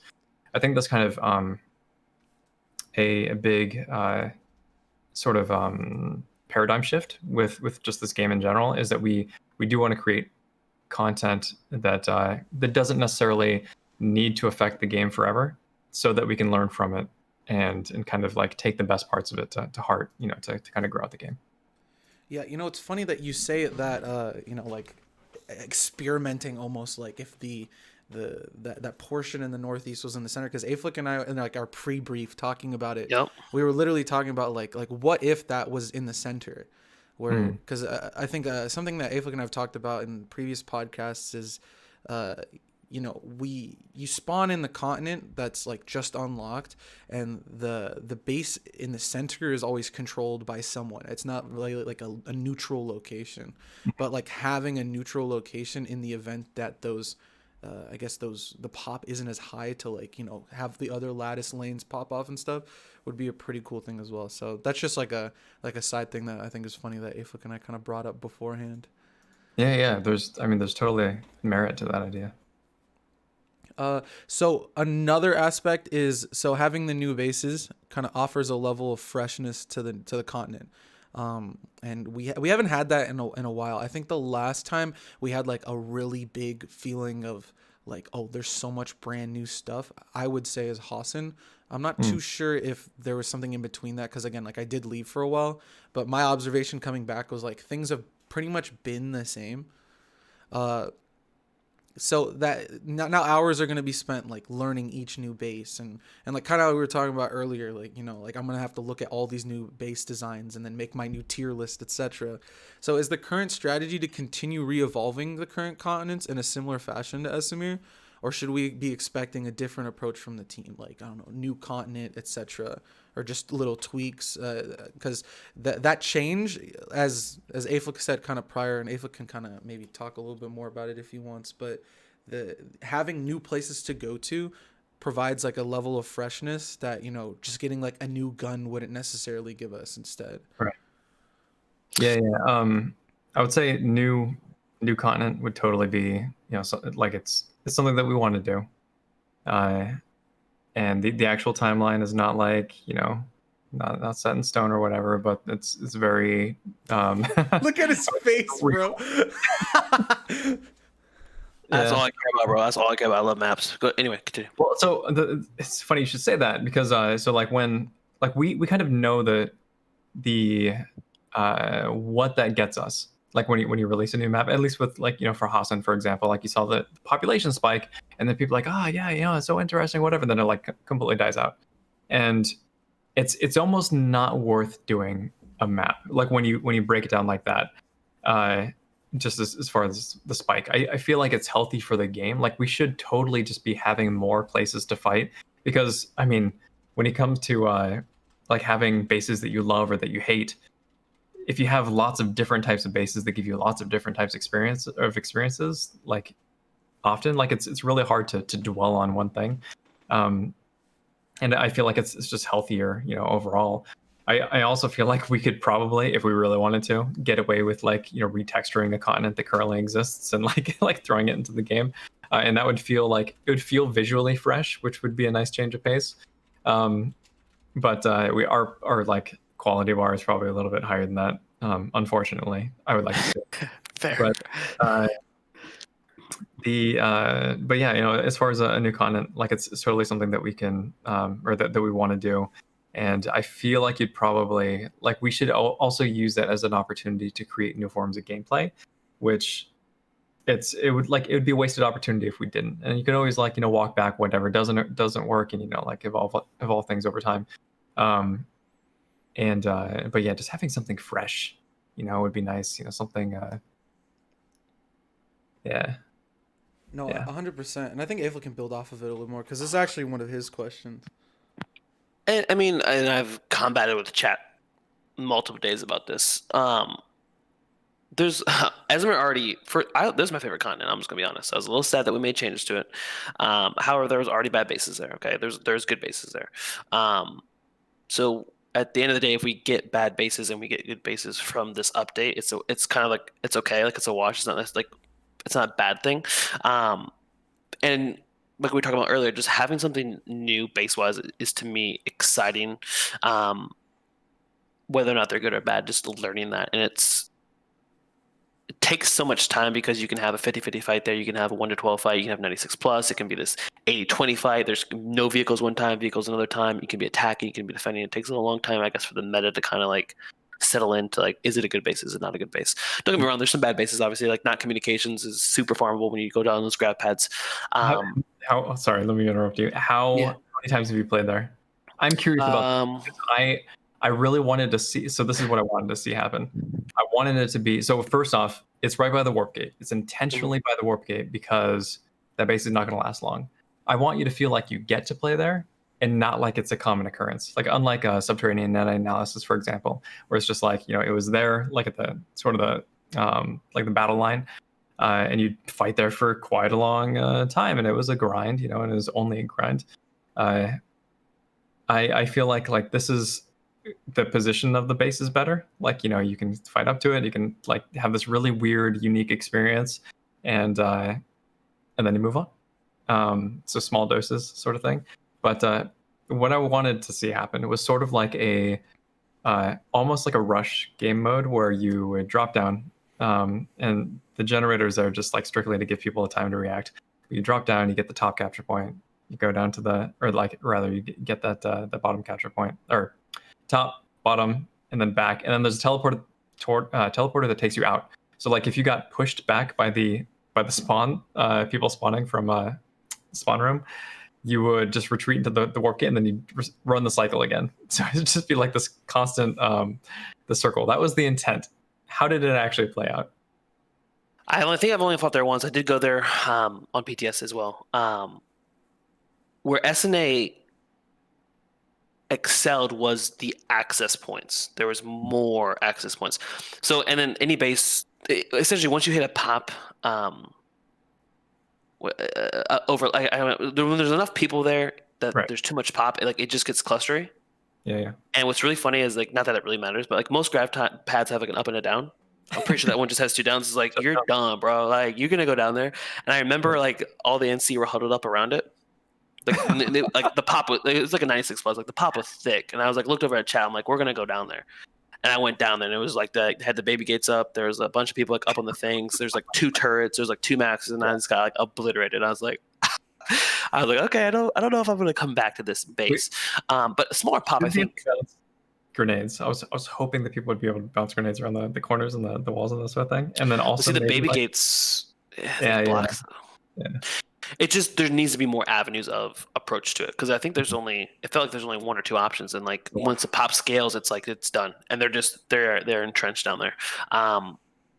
But back to the, I guess, the update as a whole. I just want to touch real quick on the Northeast, the tree fight, like Choctor was talking about earlier. At first, I was disappointed. I think I went up to the Northeast side once, and I got a bad experience of a hill versus a hill, and I was like, okay, there's snipers. There's no way this is gonna be good. I couldn't move. I died. I was like, okay, this is over.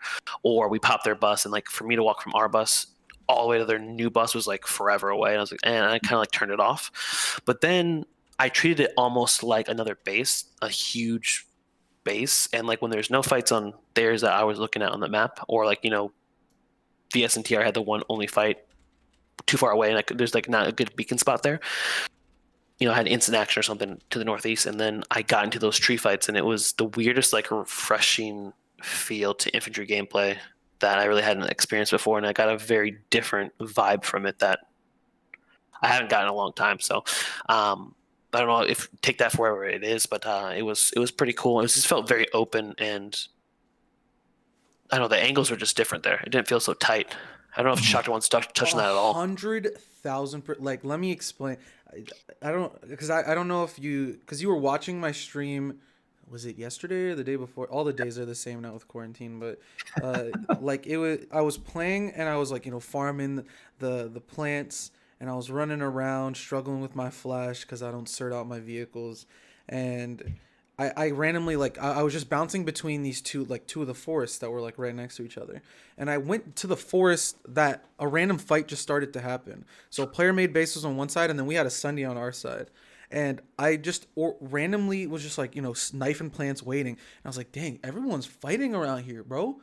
I was like, wait, let me go back. I switched to heavy. I felt like I was on Hill 137 in Bad Company 2 Vietnam, if you guys ever played that add-on. And I was just in the trees, motherfucking, oh God, oh, move to the flank. It was so fun, bro. I haven't had that experience in Planetside for so long, because I felt so often that where you would have a field fight, for example on Hassan, because I think Hassan is the next closest thing to that sort of experience, you kind of get ganked by vehicles, and you're not in an enclosed environment where you're kind of safe from that.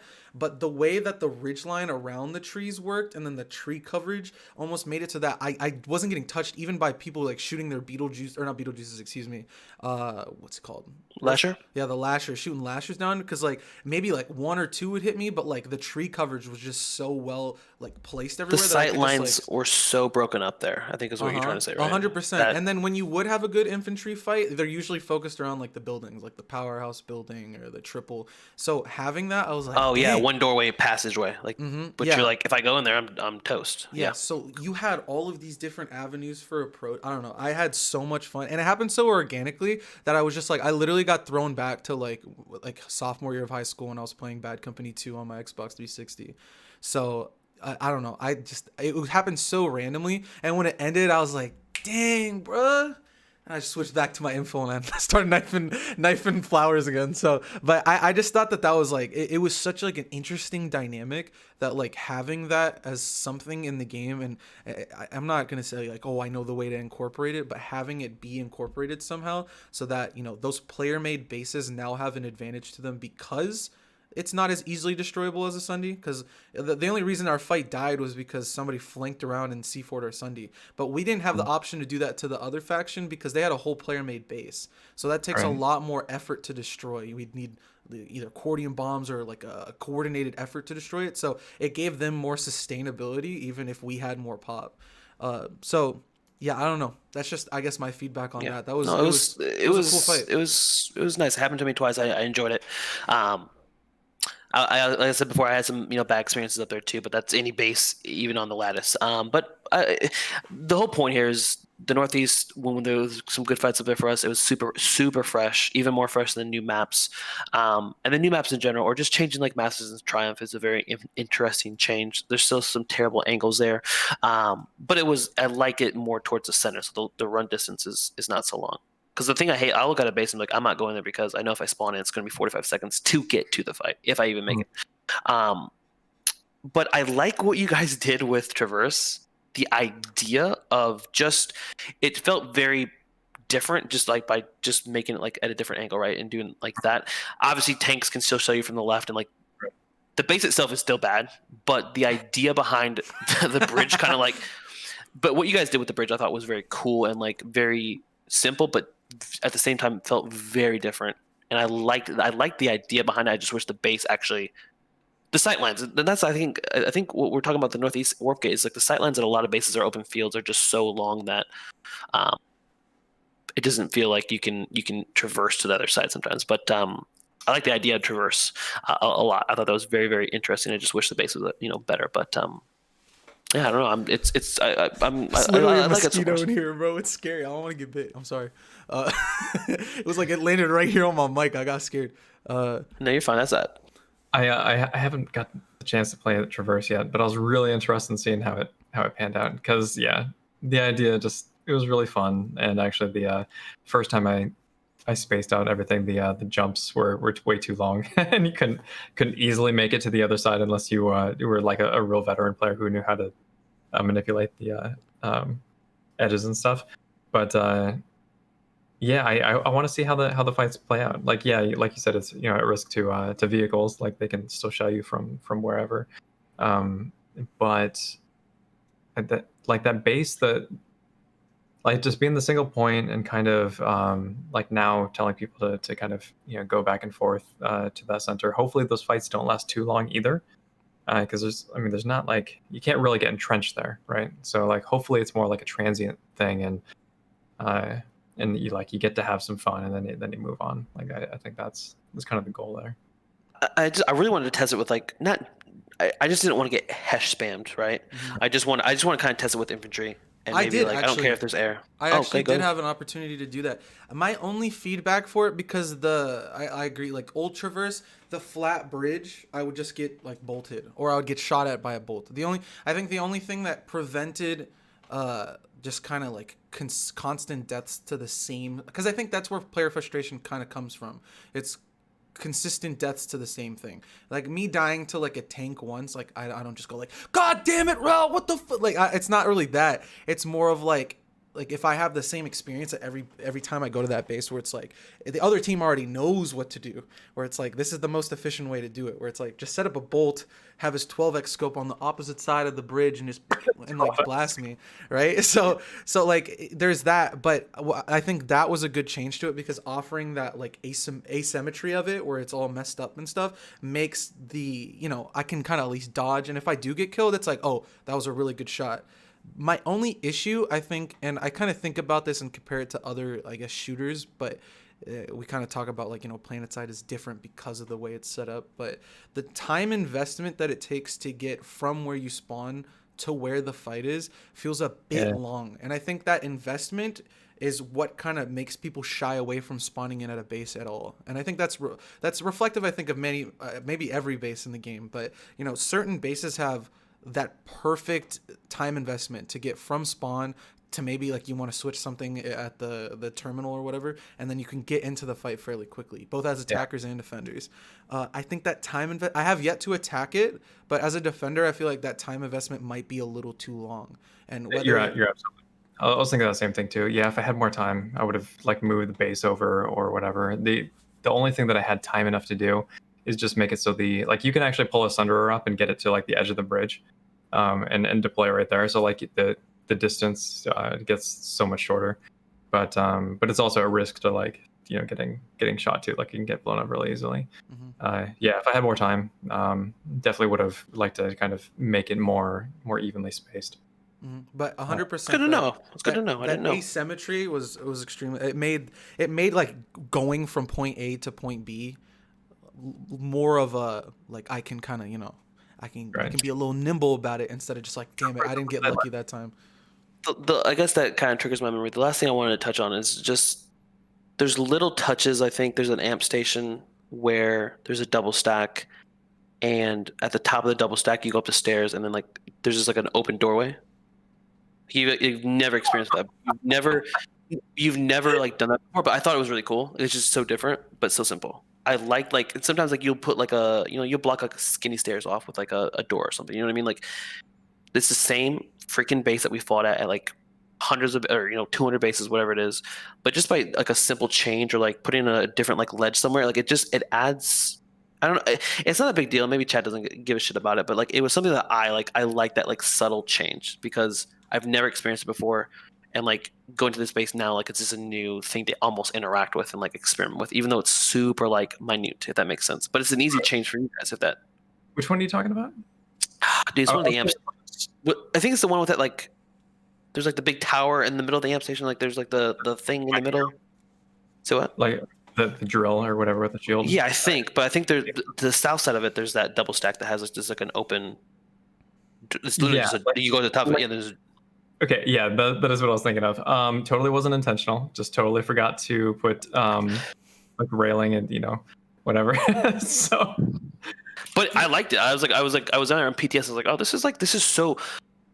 Just new or different. Like it doesn't even really matter, but like I like the idea of like it's so simple to do something like that. And I know now it's not intentional, but you've done other things like around the map like that like for sure. I like the pipes in that base in particular are kind of I know you're talking about. I like sweeping angles or I was Tony Hawk for a second. He was grinding, doing 50-50. No, it's just cool. The whole map in general is just fresh. So even if there's bad bases, like you said, and it's interesting to get your kind of your thought process behind it. It changes up, even though I might think it's a bad base. It's like, okay, you didn't have time to make it better, or this is what you're thinking with it, and maybe that didn't pan out. So it's very interesting. I'm glad we had to chat about it. Oh, real quick, I just want to throw this out. So that base in particular was going to originally be an amp station. So like Carto, Tony Morton did all the work to dress it up and like put all the paths and everything else. And there's like really cool like infantry only like cracks through the little like iceberg looking or cliff faces and that sort of thing to get into the base. So credit to him. Unfortunately, I had to like rip out the amp station part. Like it just didn't make sense on the lattice from when we originally plotted things out to where like once we actually got in and started working with our hands, it was a little bit different. So I had to like kind of rip the guts out and then I put the drill there instead. And hopefully it turns out okay. But I think like I really like the idea of just the kind of the Araxium spires kind of encasing it just from a visual perspective. So a lot of credit to him and even just like the paths to get to the base. There's so many. It's really cool. I haven't got to play it a lot, but I'm interested. Yeah. Yeah. Cool. Awesome. Shoctor? All right. Well. Awesome. Shoctor. All right, so we're hitting that conclusion area before we get into some of the Q&A questions that we got from the community. So you know, outside of bug fixes and, you know, the balance tweaks of, you know, people, you know, when are you going to fix this? When are you going to fix that? This is overpowered, etc. What can we expect in the next, I guess, 3 to 6 months? Like what is, and you don't have to give us a roadmap, obviously, because, you know, we already talked about that double-edged sword, but in prospectively, when you look at, you know, the current state of the game and then the current goals that we were talking about earlier, like what are you seeing in the next 3 to 6 months that we can expect, I guess, as a player base? Yeah, yeah. So new player experience is totally something that we are actively working on. That's, I mean, at most, hopefully, it's probably 3 months time period. Outfit Wars is coming up like very, very soon. So I don't know how interested you guys were in that sort of thing, but the competitive environment should be pretty fun. Or I should say, I say competitive, but it's more like a pseudo competitive, semi competitive.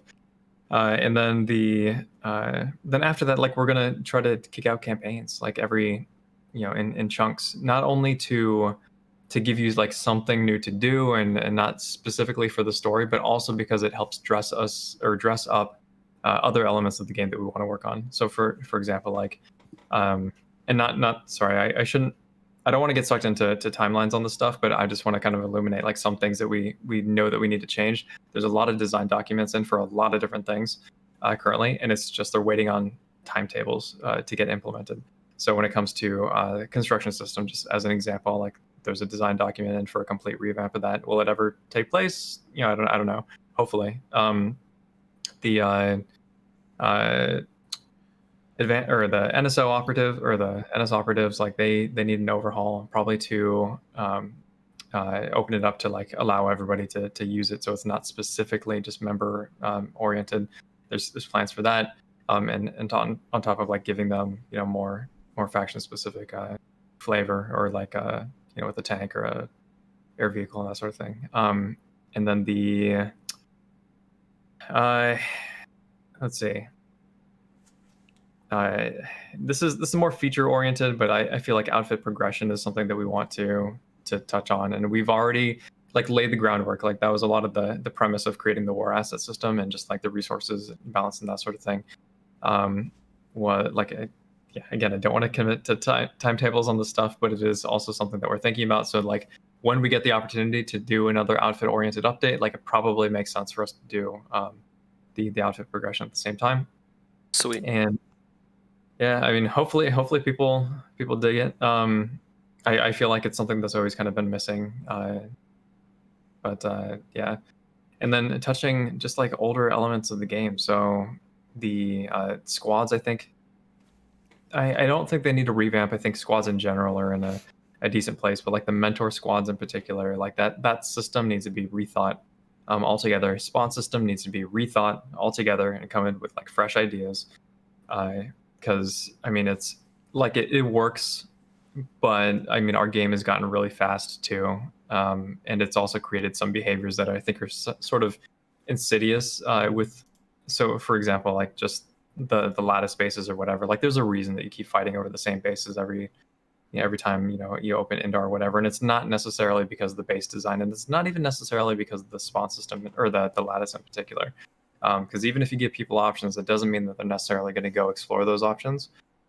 So there's some ideas for changes there too, but still needs to be discussed.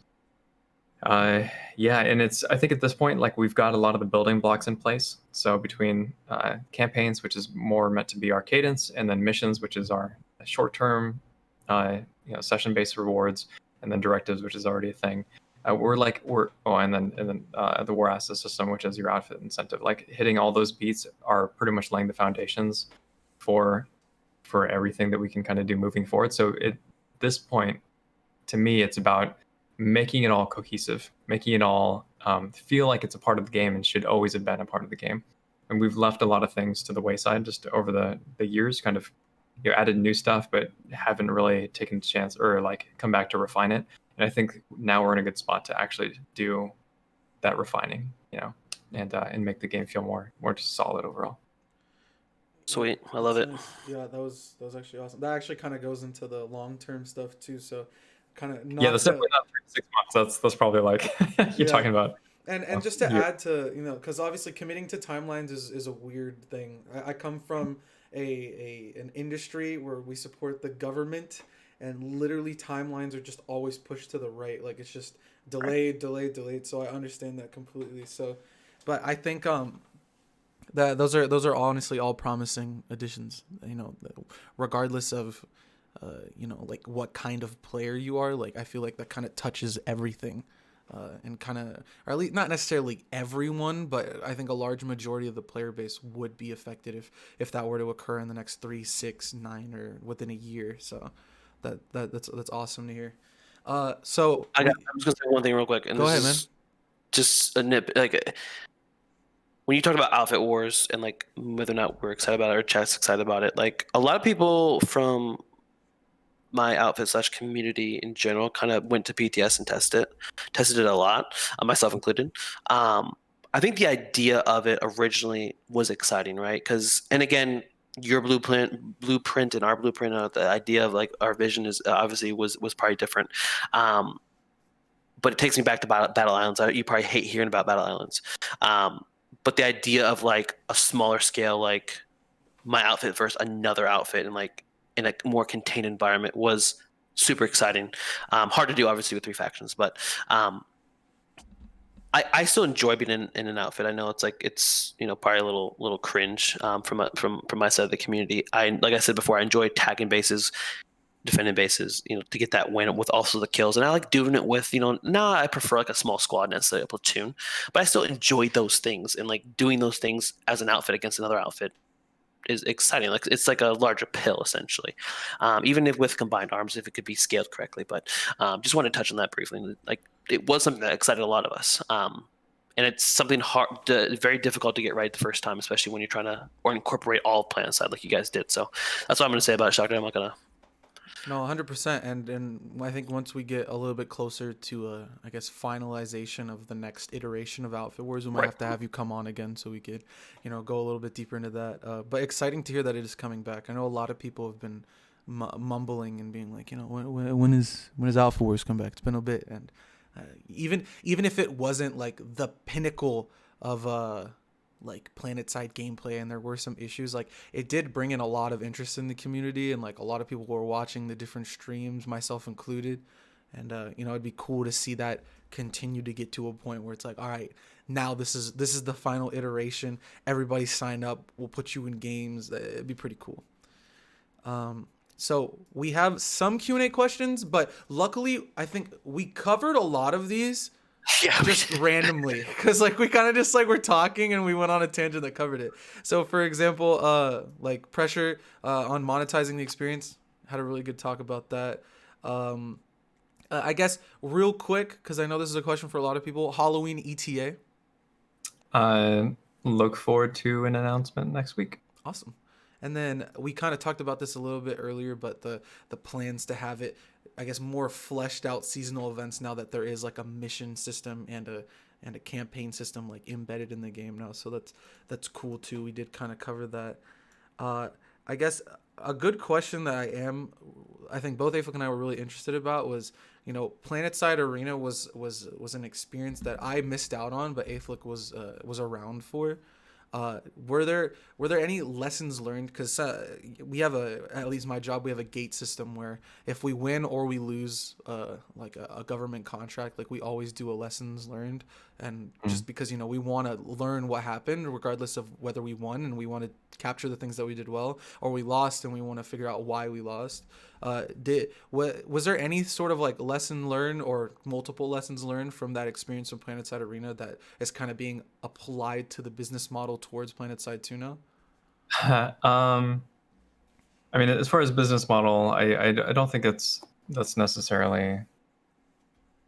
Yeah, I mean, so the problems of Arena kind of, I mean, I don't really want to get into it. This topic's kind of been beaten to death. But as far as like what I guess like what you say we took on board, it's like the biggest lesson is just that like make something that people want to play. True. I mean, and people miss that all the time. It's not, I mean, yeah, it's kind of funny, but it's definitely something that people miss a lot. Just go through Steam sometime and just scroll. Right. Yeah, like the like Planetside 2 has a lot of potential. It continues to have a lot of potential. It's a niche game, but it's like it's the only one in its genre. Like we are like pioneering this genre, as it were, and it doesn't make sense to give up on it. Like we have a really solid community, however whiny they may be. It but we like it's a really strong community. I don't think that I've actually seen any other community that's kind of like been able to support a game as well as this one. So I like yeah, there's a desire, like this game deserves to exist, and I think that's hopefully like one of the takeaways kind of from Marina is just like, yeah, if you give us support, we can do really cool things, and that's to me like it's been shown. I think we need to continue on and maintain momentum. I feel like your success is measured in momentum. If you can just keep going. So that's kind of where my head's at. Fair. Well, that's good. And I think that's a solid answer, honestly. I hope it wasn't. I think when I said business model, I think I kind of just added some wording there that didn't really make sense. I wasn't like, so was the monetization incorrect? No, I think it was just more like along that line of like, what sort of things did the development team learn? So that's really good insight. When can we expect a Wrel bandana cosmetic in the game? I mean, the NC already has a bandana helmet, so I wouldn't want to infringe on that. That wasn't the question. True. Probably never. I did change my Twitter profile, so yeah, the bandana went from here to here, so I see. Yeah. Look, you might at the end of the day not like it, but some of the memes that came from that, as obviously it's not me, so it's easier for me to look at it, were hilarious. So I mean, it did create some content. I mean, right? I mean, at the end of the day, people got emotes of me. Yeah, it's good, man. On anything, like it's flattering. You know exactly who you're talking about. Like for better or for worse. That green bandana is goated at this point. So it's goated, exactly. That's what I'm saying. You might have a little bit more negative to it because it's tied to you directly. But at the end of the day, I think if you look at it from the outside perspective, it's a net positive. Yeah. Meh. All right, and then we have two more, and we'll let you go. So the recent update introduced a bug which tripled everyone's base nanite gain, leading to more field fights and tripling the amount of vehicles. I don't know if tripling is an accurate statement, but again, community question. Being pulled, but more vehicles have been pulled, I guess you could say. Some have said they enjoy this change, while others think the opposite. Do you think this unexpected change had a net positive or negative impact? I think honestly, I think it was like too short-lived to really tell. Because you could totally, I mean, there was very few complaints about like max spam overall, probably like a little bit above the baseline, but I feel like that totally could have gotten worse, if people like played more often. There was a lot of hype surrounding just the Shattered Warp Gate at the time, which is like very wide open, so like vehicles are very important for that area. So being inside, dying to 30 maxes isn't probably wasn't happening nearly as often, 30 and or 90 maxes. But it's I don't know. People want different things. It's a tough one to balance. Yeah. It really is, because like the nanites that you give people, they're not necessarily going to use. And actually, Aeflic, you were talking about this way earlier in the conversation, how like you kill one guy with a max and then like he's back again and he's got his max suit, but like that's not even like if you do that, like it could just as easily be somebody else who has a max just because of the scale, right? So it's almost impossible to balance. I kind of want to err on the side of restrictions personally, just because I know like how this sort of proliferation of vehicles has been complained about in the past. But community sentiment tends to swing back and forth like a pendulum. So I don't know. Just to touch on it real quick, chat's blowing up like, ask him this, ask him this. Like, bro, we had 150 questions, and some of those questions had 10. Like, one person out of the 150 asked like 10 questions. So like, we cannot get through all of them. But just to touch on this, while the max spam got worse, I do think overall, besides a tank being next to spawn, which I hate, the air game as well as the tank interaction or just ground vehicle interaction. We got like this question came up a lot in the Reddit, and like I voted a lot, and a lot of people have talked about it. So putting the max part aside, which I mean you can't really separate with the nanite gain, it did seem the fluff up the air game to make it great again, so to speak, and even to agree to the ground vehicles. Chat just wanted me to go over that. But I have one question at the very end, Shoctor, but otherwise you can continue on. No, your question can be the final one if you want. I don't want to take up too much of Rose time. Okay. This this is a personal one. Kill spam coming on the center of the screen. So I'm fighting two people. I kill one, but I get a ribbon notification. Oh, thinking I killed the second one in the same spot. I've already asked Wrel this while he was in my chat. Thanks for telling me that. Thank you so much. He said, and honestly, like I think about it more, like it's a weird thing because it's such a tiny little thing, and the more I thought about it, the more I kind of agree with Wrel. It's like just kill the dude, bro. like I'm trying to remember the answer. Because I remember exactly what happened. It happened at Cobalt Comms. There was some guy that I put like 7 bullets, I think, into, and I think I needed to put 8. And I literally had him at a sliver of HP, and I didn't even know Wrel was in my chat. And I just like I looked away from him because I thought I killed him, and I got a ribbon thing, and I went away, and then the dude finished me off. He killed me, and I was like, "Come on, Wrel, when are we gonna get rid of this?" And then you typed in chat, "Just get the kill next time." So I mean, I agree. It's like, a minor thing. It's a tiny thing. It's I don't know, but yeah, chat is kind of wilding out with the ask him what fabric his bandana's made of. Like it's such tiny little questions. Come on, guys. Okay, first off, don't use a polyester bandana. It's completely out there. Cotton is the way to go. Man, my eyes are like, It's like that weird allergy season in between. It's not spring, but it's kind of getting. I don't know, at least for you, but for me, it's like that. I was working outside. All right, bro. We'll let you go, bro. Damn, it doesn't have to be the eyes. It's like, dang, we made Wrel cry. I didn't know our questions were so hard. when I'm sitting here sweating right now because I haven't turned on the air conditioning, and when it gets late at night, the oil from my greasy nerd head. Oh, bro, same. Me too, same. And then it starts to sting. I feel you. I always have my fan on, and not having it on right now has been rough because I want the audio to sound good. All right, we'll let you go. It's a minor thing, but we appreciate you, man. Thank you so much. No, 100%. I think not only did we learn a lot, but I hope everybody watching learned a lot. And then hello, YouTube Andes. This will be on YouTube as well. Not sure if you have anything you want to shout out. We usually give the guests an opportunity to shout something out. I know you're on Twitter. If you want to shout that out. No. I'm good. But overall, definitely appreciate your time. Answering our questions. I think all the questions were one of those questions where we didn't want to just be like, are you gonna fix this? What's the status of this? Like we genuinely wanted to hear your background on stuff. So appreciate your time and staying with us for about a 3-hour podcast. Big dedication of time for it, and I think that's also representative of your dedication towards the game. So overall, very true. Super big thank you. Chat, be nice and say thank you, even if you're not necessarily fond of Wrel, but for us at least, don't forget to give Aeflic's channel a follow. His Twitch is up there. Yep, got the angle right. Don't forget to follow this channel, and this will also be on YouTube. So if you came in late and you're wondering if we didn't answer your question, we probably did because we went over a lot of different stuff. So check it out on YouTube. Just look up Aeflic, Aeflic on YouTube, and then this will be uploaded in like an hour, honestly, because we have a new system for getting that up quickly.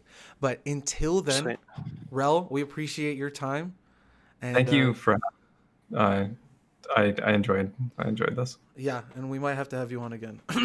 That was a lot of fun. That was probably one of the best Planetside conversations I've had in general. So reminded me of the first podcast where we were having a lot of fun there too. So, but until then, thank you guys for watching. Appreciate you so much. Don't forget to also keep sending us your questions and stuff like that, because you guys kind of drive what Aeflic and I ask literally everyone.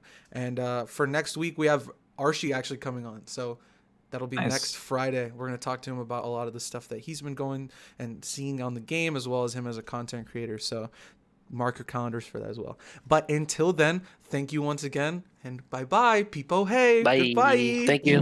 Later.